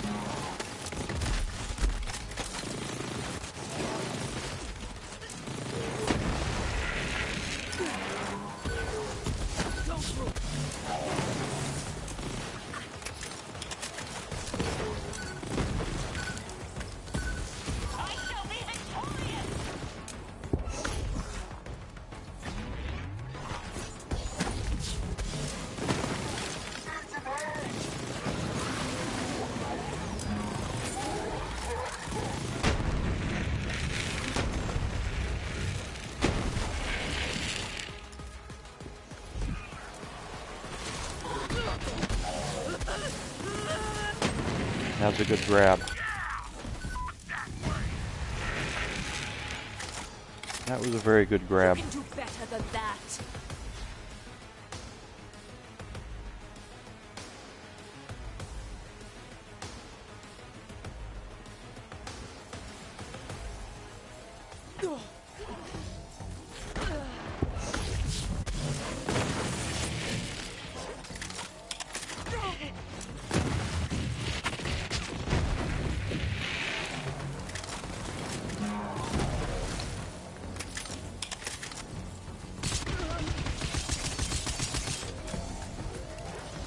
Well, it's still doing some work. It's not as good as my SMG, but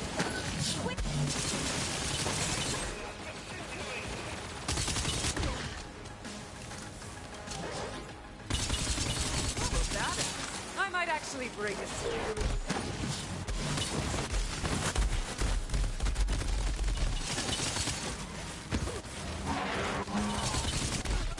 the only thing about this gun is a very small clip.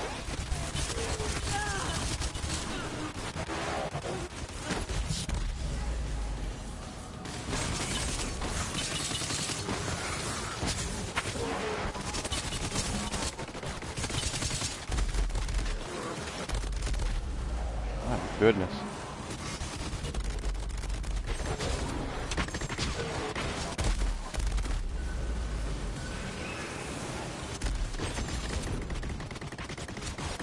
Okay. Something is really pounding me.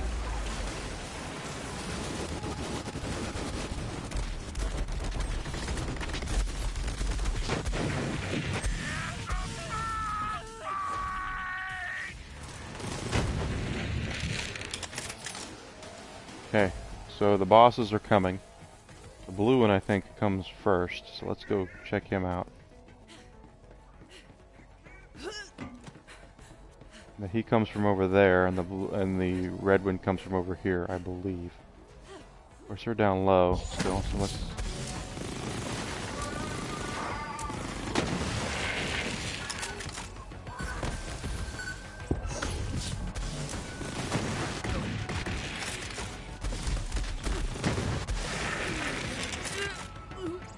They haven't shown up yet.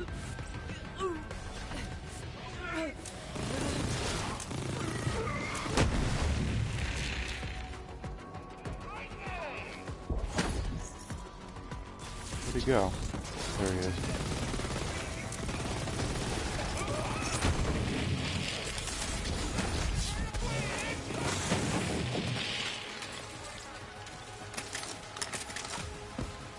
No bosses yet.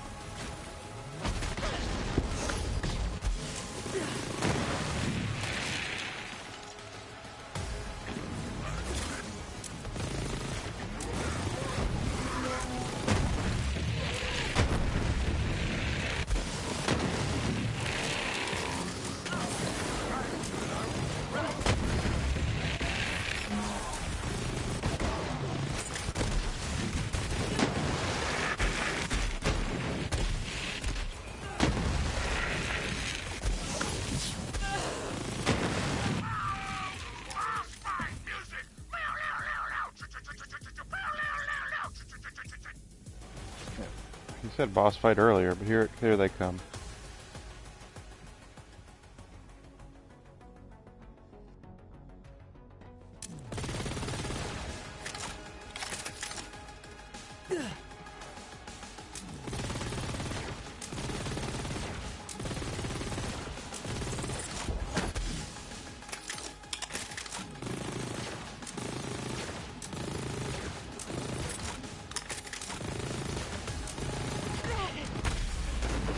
Uh-oh.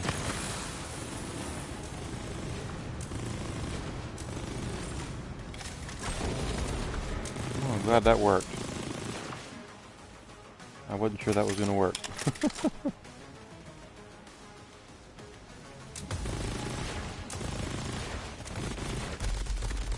What is popping? Oh, okay.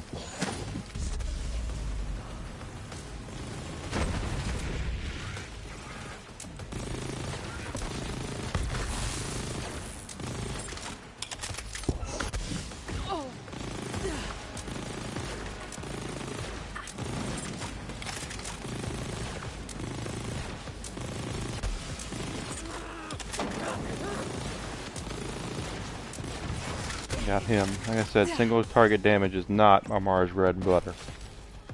What is her bread and butter is mobbing.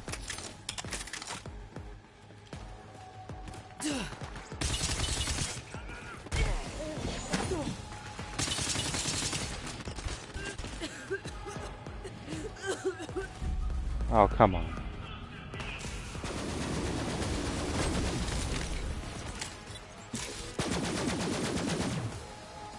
Alright, I'm gonna get up here. This is not working out the way I wanted it to. I've got very limited ammo left.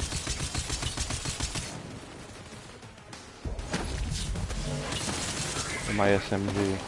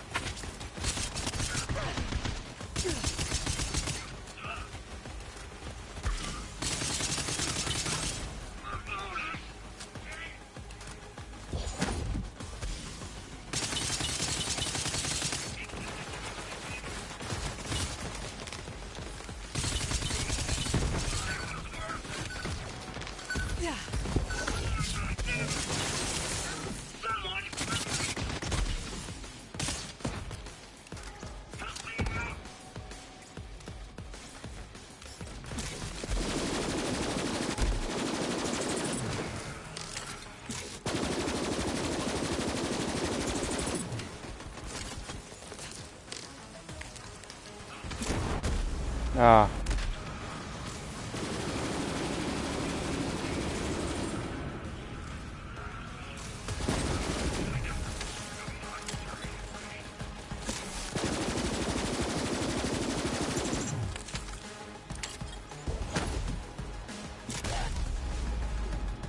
Really? This might be it. Nope.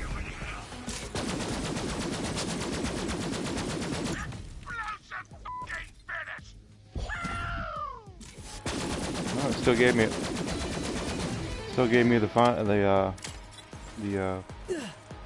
win there.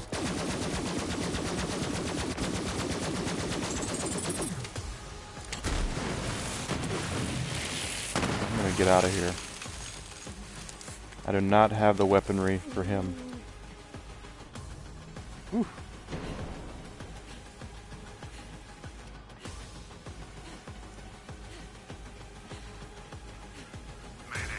Oh, I do.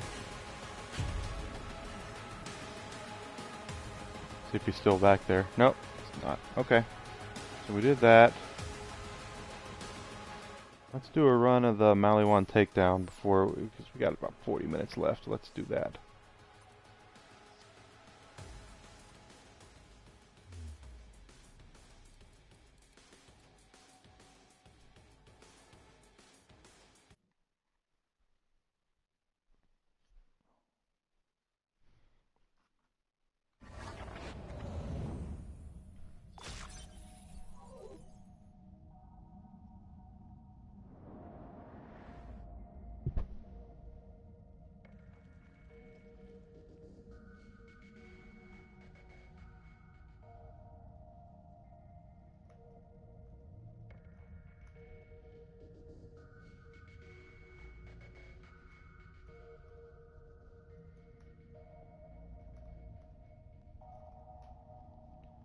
Alright.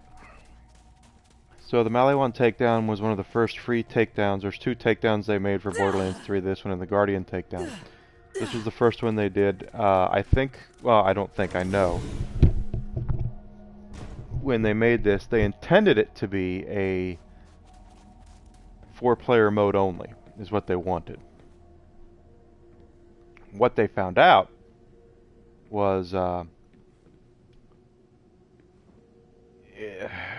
people don't play like that. Most people don't.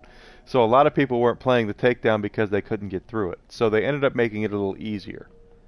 That's what this is right here. This is for true takedown mode, which would be 4-player on this. Otherwise, this is just going to be regular takedown mode, which levels at all the enemies to where we are.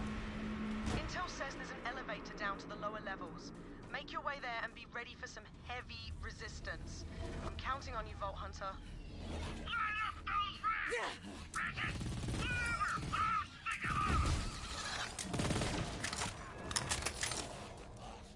Let's make this There is quick, yeah? exclusive loot you can only get from this takedown, including some pretty good guns. The SMG and the Recursion have been slotted back into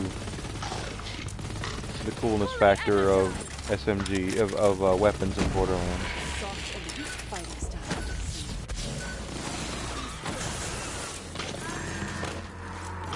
This will be interesting to see if we can do this with the Samara, because she's made for mobbing, and there are 2 bosses. There's a mini-boss, 3 mini-bosses actually, together, and then one huge boss that splits into 3 bosses. And with Amara, it tends to be, when I'm by myself, it tends to be like a 75-25 split. 75% of the time I can do it with no problem, and then there's that 25% of the time where all hell breaks loose. And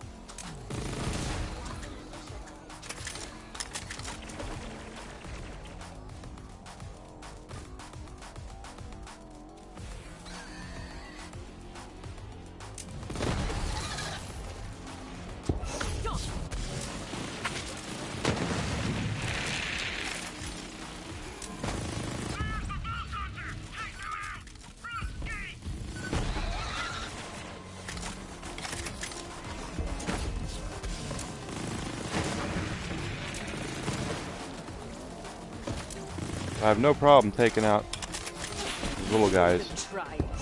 It's going to be when we get to the mini boss, the mini bosses and the boss. Parentheses, bosses. I'll see what happens, because like I said, Amara is not a single target girl. Amara likes groups. That sounded a lot worse than it did in my head.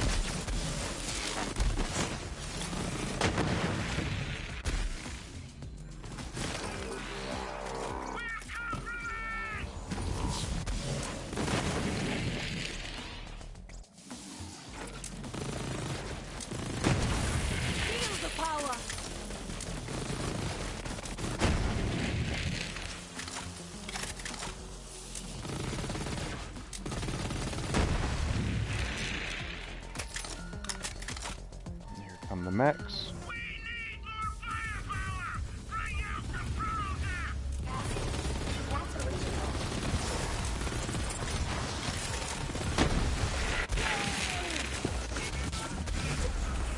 Crap.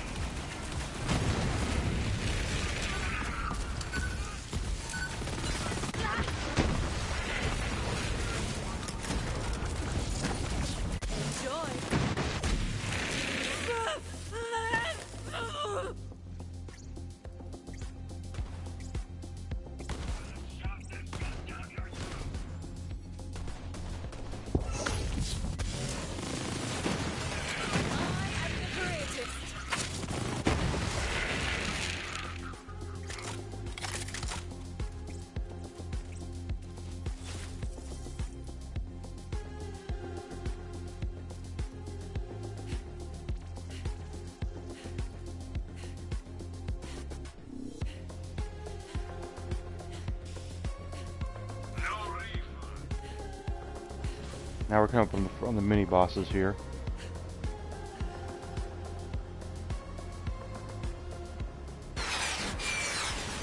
Take them down.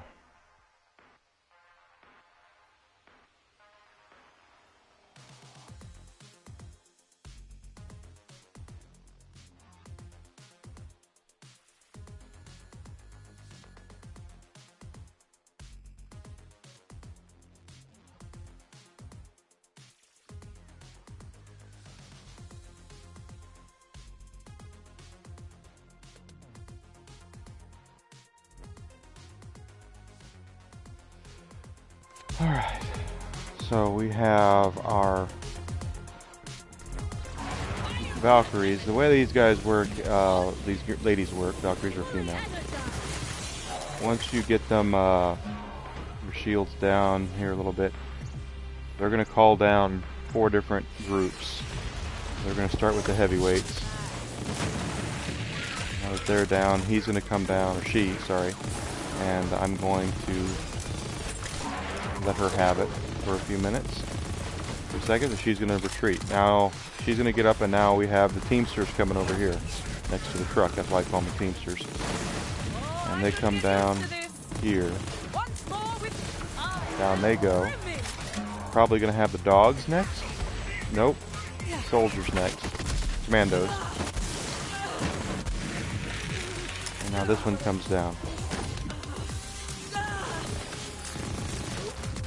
And once they get about halfway, they'll retreat, and then the dogs will come down last. These are randomized, by the way. They're the dogs. And now they all 3 come down, and we have to pout. We get to kill them.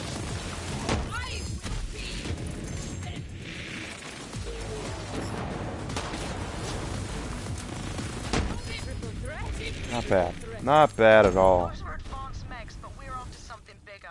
Keep going. That was a not a bad turnout there. Okay, so front loader. They do drop some stuff that's exclusive to them. Snowshoe is one of them, actually. Nothing that I'm looking for, though. So that's half of the takedown right there. The other half is going to be this next long corridor this long hallway. Basically, we're going to go down. It's a kind of a bendy kind of hallway sort of thing.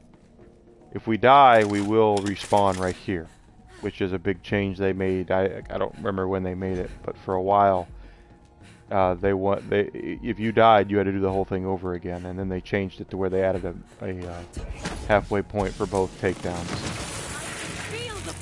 which is very welcome.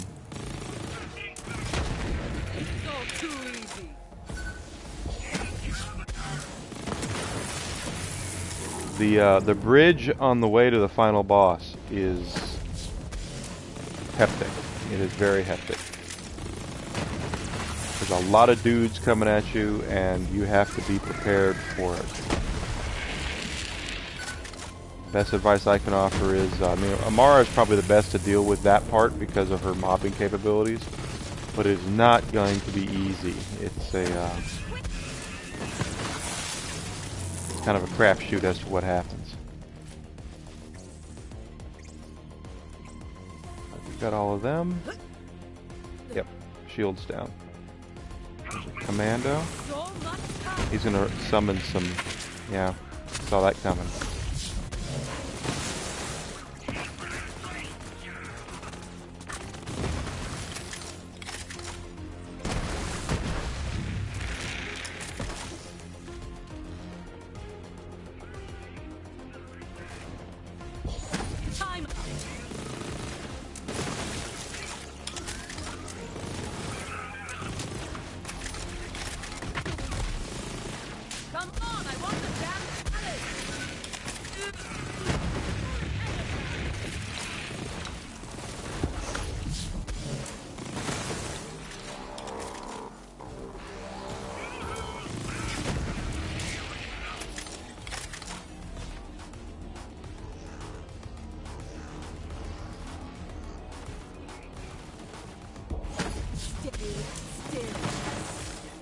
So once we go up that rampway, you better be prepared because they are going to throw everything they have at you, and it's going to be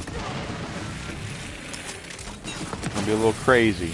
And I've lost more than one time on that bridge, so be prepared for what's going to happen.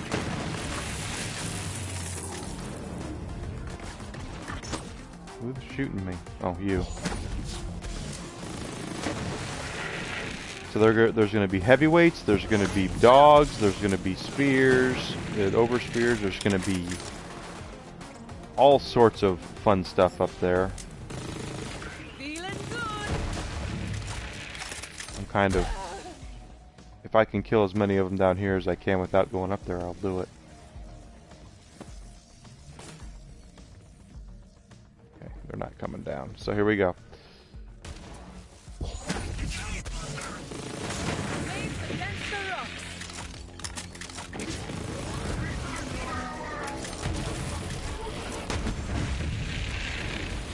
Him. That was a good grab. I'm glad that spear came up. I was able to get all those guys over there. There's some dogs. Like I said, there's dogs up here.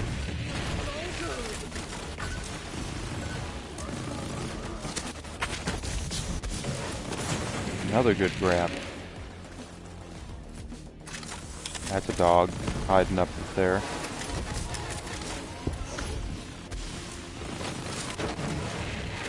Him. There's our vault card level. Sweet. I can't. Is there anything? No. There's a dog. With your Amara grabs, you want to make sure you're getting 3 or 4 at a time. This has actually been one of the better times through here because I'm not letting them get too close to me.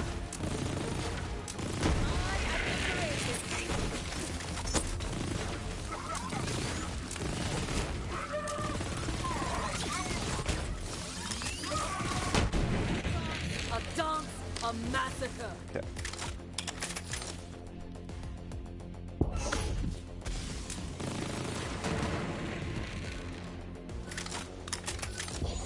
Tapped now. Down they go. What did he drop? Nothing good, right? The flood. Yep, nothing good. Alright, so the last 2 enemies before the boss, that's cool, are over here. There are 2 heavyweights are going to spawn, one in this door and then one in this door over here. They're randomized as what element they are, and I think they're usually both the same. Oh, they're not. Shows what I know. There was a corrosive and a storm chucker, and I believe they're both BAs, so be prepared for BA heavyweights. They take a little more licking than what you're used to.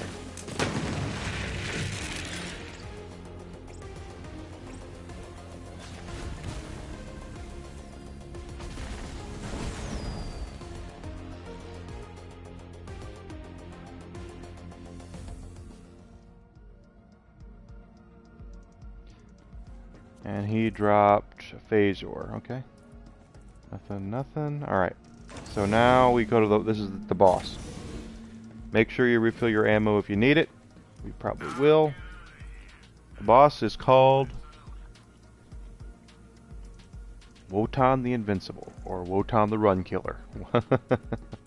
He has a way of making runs die. So, he's going to go through several phases, starting out with shields. And about halfway through his life bar, he's going to have this nasty. He's going to split up into 2 parts. And to do the takedown, you're going to have to take down the brain half. But you need to. Well, I think you need to take down both halves, quite honestly. And then there will be a 3rd brain that runs around. He doesn't attack you, but he does drop legendary loot. So you want to make sure you're taking him down as well. He'll put up shields, and you have to shoot. You have to shoot the holes like that. That's his weak spot. That little part right back there. He's gonna start leaping around here too. Look for the dead spot in the shield. Let him have it. He's now in an invincible phase, and he's gonna leap up there. Looks like he's resisting my colds. Remember not to try to kill everything, because if he gets a lucky shot on you and downs you, you're not going to like it. You're not going to have a good time, okay? Once I get down about halfway, he's going to put up another shield. And to get in this shield, we have to shoot this part right here. Oh, no. I need... See, this is where I'm talking about being a run killer.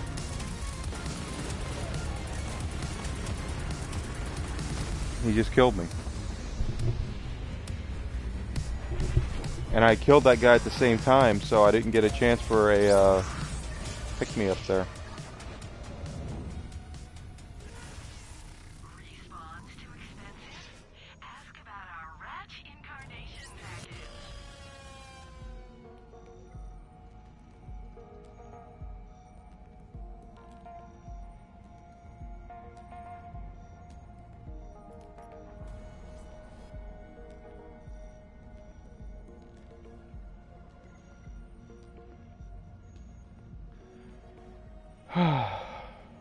So, see, it warp us back here. We'll have to do this over again in order to do it. Oh, we did get a chest, didn't we? Let's see. And now we get 3 keys. Now that I've unlocked everything. Always a pleasure, Volk.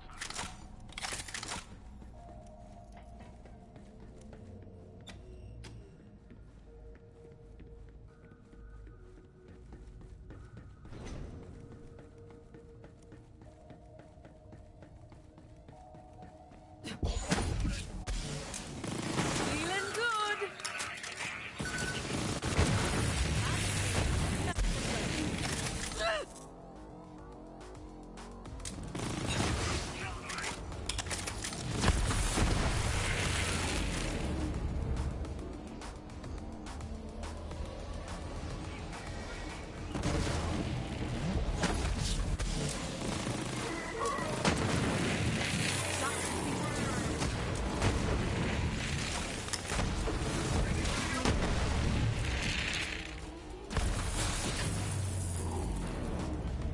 Is there another one coming down? Yeah.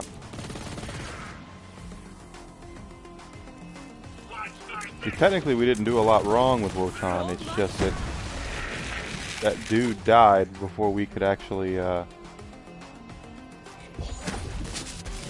kill him. He died before we could get the second wind. Which is the story of Amara's life with a build like this, is that she kills mobs so fast that that sometimes you kill everything and there's nothing left to kill and you die.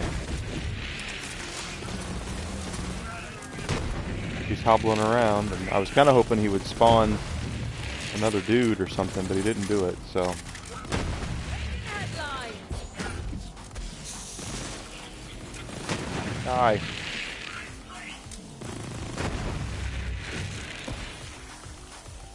But that's the problem with this build of Amara. The only real weakness to it is killing things too quickly. I can feel the power. So things like last shots or DOT or having a boss there, but you can't kill them fast enough. Or what kills me.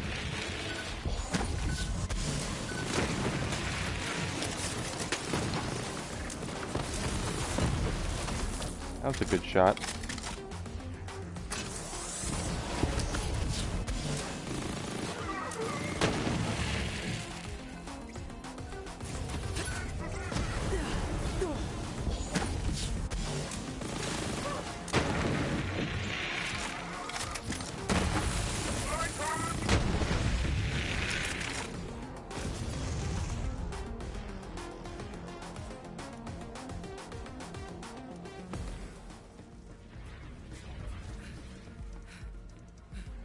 Alright, here we go. Murderer's Row again. This is going to be interesting.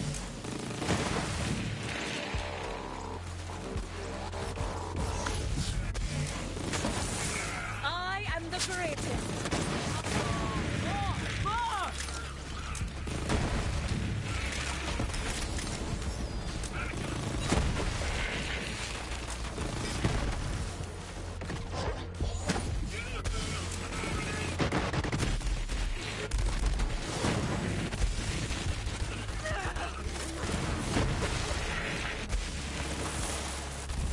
Oh, no. That hurt. I'm glad he jumped right in my way there. We did get a second wind out of it. Killed one. The spheres, just grasp them and get them over with. I know I said you want to make sure you try to get 3 if you can. 3 or 4 if you can, which is true. But those spheres move too quick. And and not a lot you can do about it. The palm of That's a good grab. That was a good grab.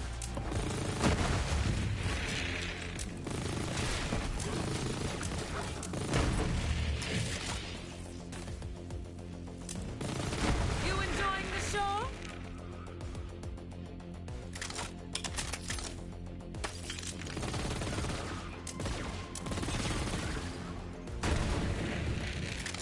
With the shield, our 2 heavyweights are going to appear. Looks like there's a Stormtrucker heavyweight.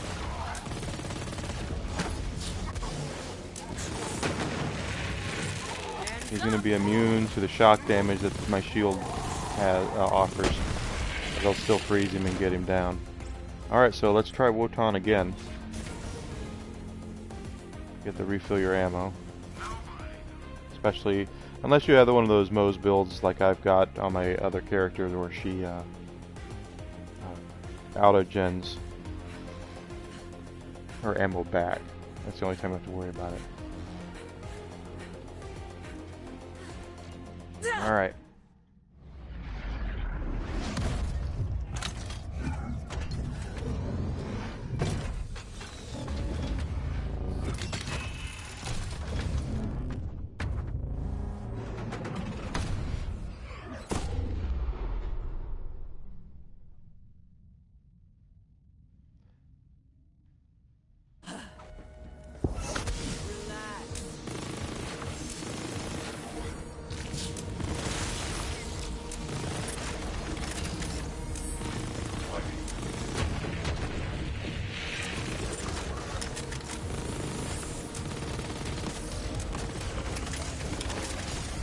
Trying not to take down the dudes if I don't have to.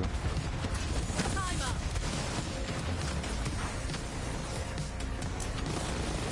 Where's the gap in the shield? There it is.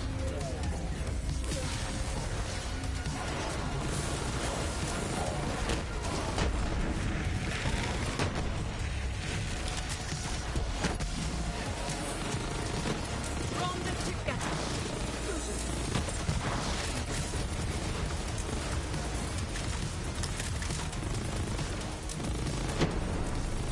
Is he resisting my ice? Cryo? Oh, I have a solution for that.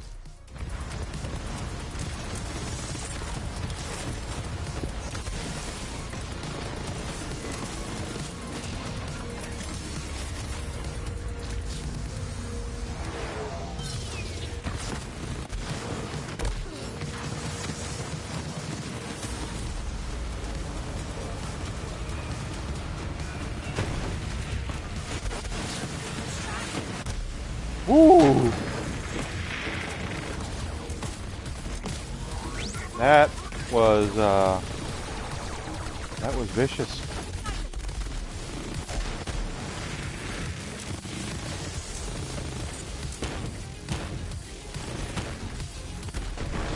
There's half of him.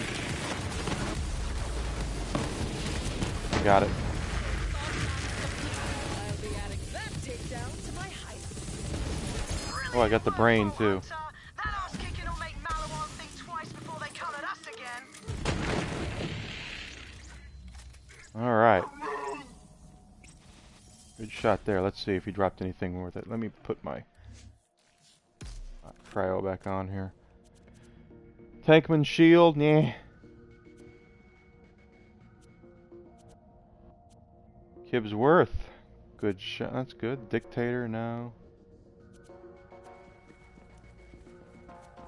Moonfire is exclusive to this. There's another Hex. Another Moonfire. Another Kibbsworth. Cool. Cool. So that is cool. That's the Maliwan takedown. Now let's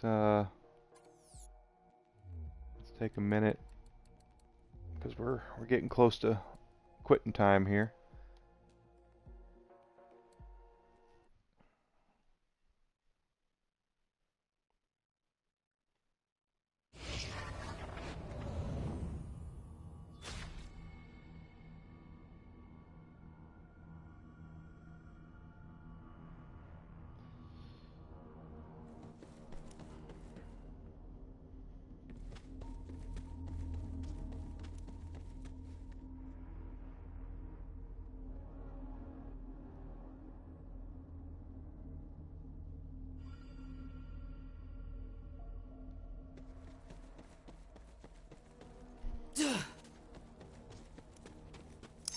that on. Shock.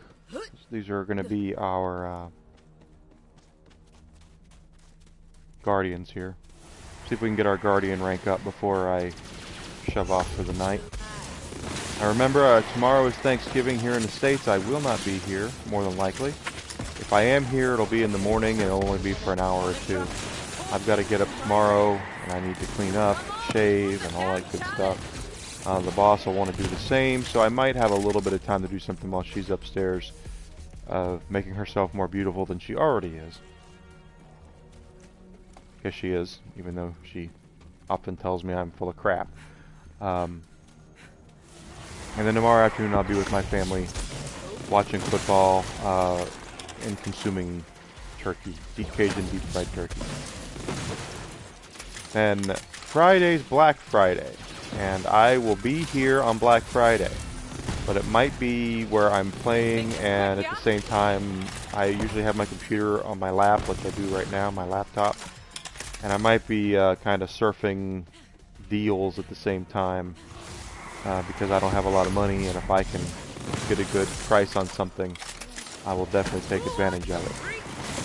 Feels so good. Doesn't mean that I will, just, you know, find anything, because from what I've seen, the Black Friday ads have been pretty crap so far. But I will definitely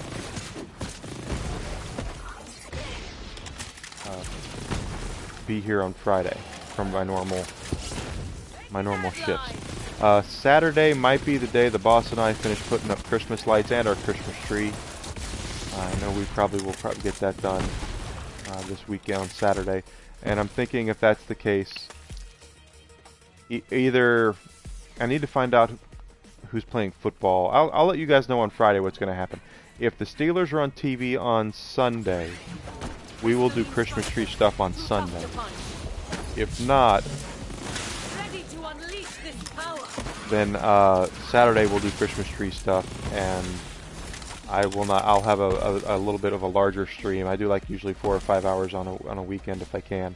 I'll do one on Saturday, or I'll do one on Sunday if there's no Steelers game on.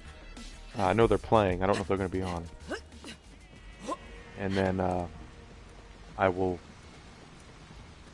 stream on Sunday, and vice versa if the Steelers are on TV. I'll stream on Saturday. So that's my plan at this point.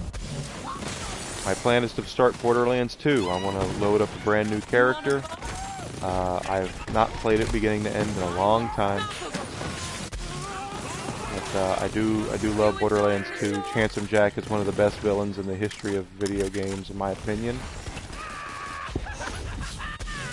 And I'm looking forward to playing through that. I'm going to load up a Maya. I don't have a maxed out level character on the PS5 or PlayStation. I don't think I have one on Xbox either, to be honest with you. Ooh, that hurt. Hi, Fish Slap.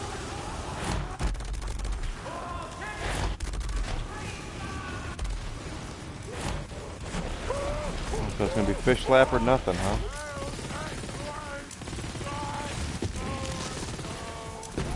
Got it. Okay. My bad!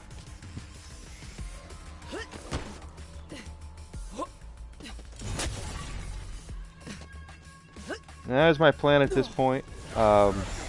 Next week I don't have any plans at the current moment. No job interviews, no nothing. So it's my plan to be here as normal all next week. Unless something comes up. Sometimes I have things I need to take care of in real life. And guys, I'll be honest with you, real life always should come first. This is kind of my de facto job right now, even though I'm not making any money doing it yet. But I am trying to turn it into that. So I got a guardian token. What do we got here? Oh, don't disable. 590 on the guardian level. Okay. Grenade, vehicle, duration. Speed. Recoil reduction.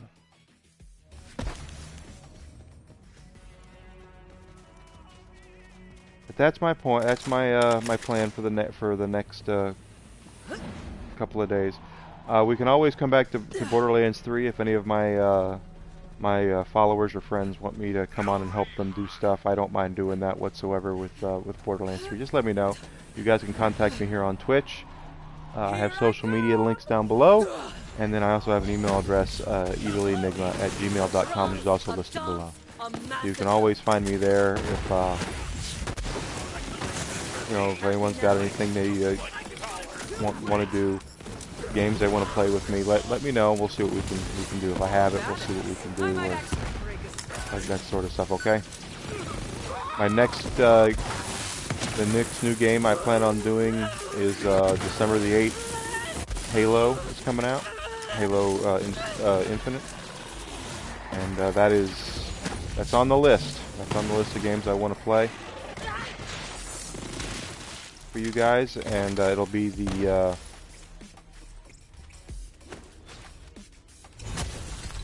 campaign mode for that. Okay. I know the multiplayer is free right now or something like that, but we'll play Halo Infinite when it comes out, the campaign mode with Master Chief and all that good stuff. Get used to this.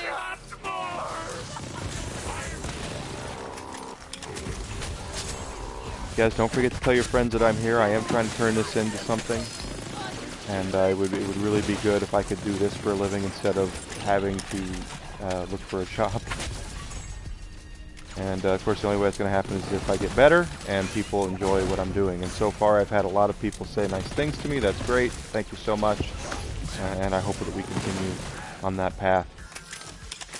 Play some cool games together, and I just hope that you're enjoying what I'm doing. Okay.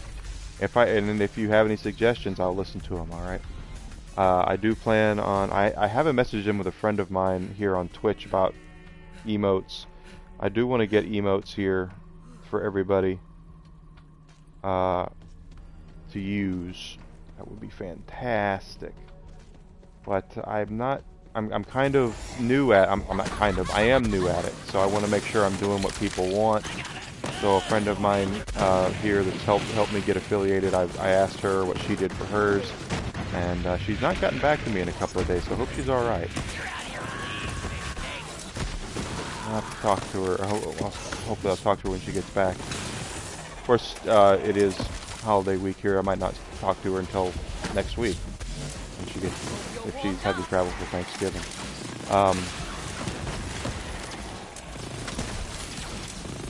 If anybody has any suggestions, I am wanting to listen and see what I can do to make this a better place for you guys. Okay. I like offering a nice place where people can come and relax and enjoy games and enjoy. I'm relaxed about things, you know. There's no high pressure stuff. I don't talk down to people. We all have opinions. You know, believe me, I'm very opinionated. But it doesn't mean that we can't have discussions and be friends, because we might have some differences in specific opinions. Okay. I'm not that type of person. If you don't believe me, ask the boss. She'll tell you. I'm opinionated, but I don't shut people down because they don't listen to what I have to say. And I think that we would all be better off listening to what other people had to say for a change, instead of just automatically shutting people down because we put them in a specific box.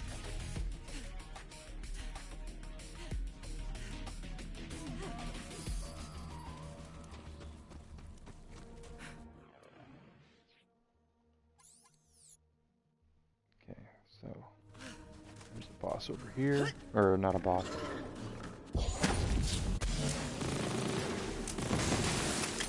Stop struggling. So we did go ahead and figure out, we did get another Guardian token. We're halfway to another chest.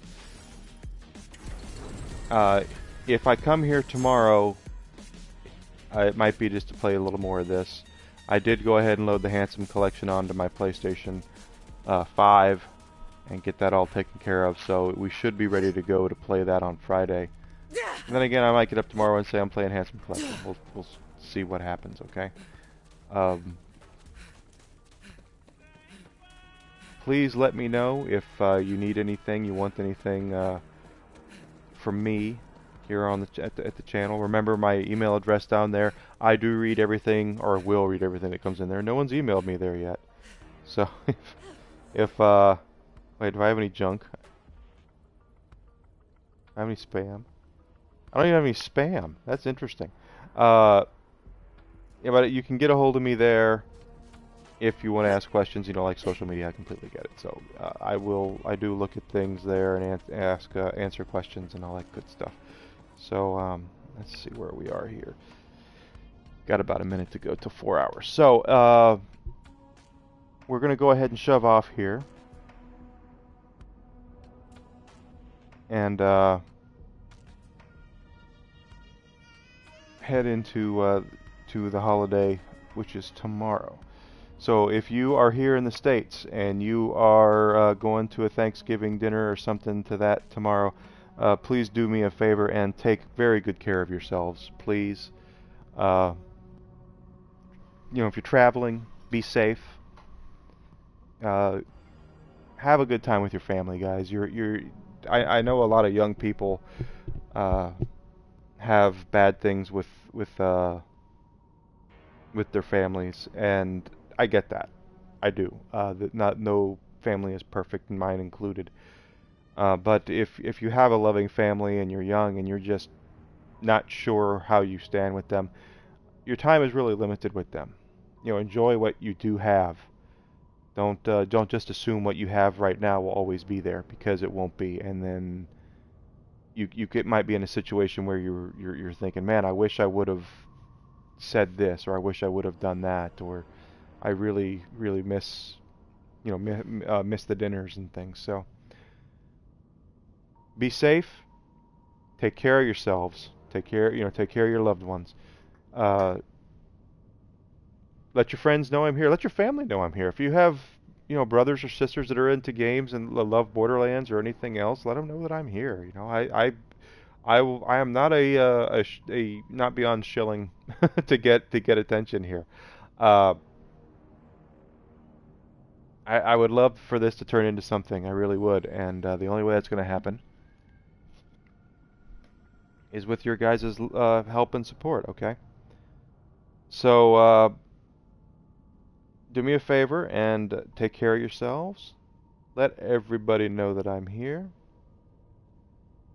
And have a good time tomorrow if you're in the States. If not, guys, sorry, Thanksgiving's a big deal to a lot of people here in the States.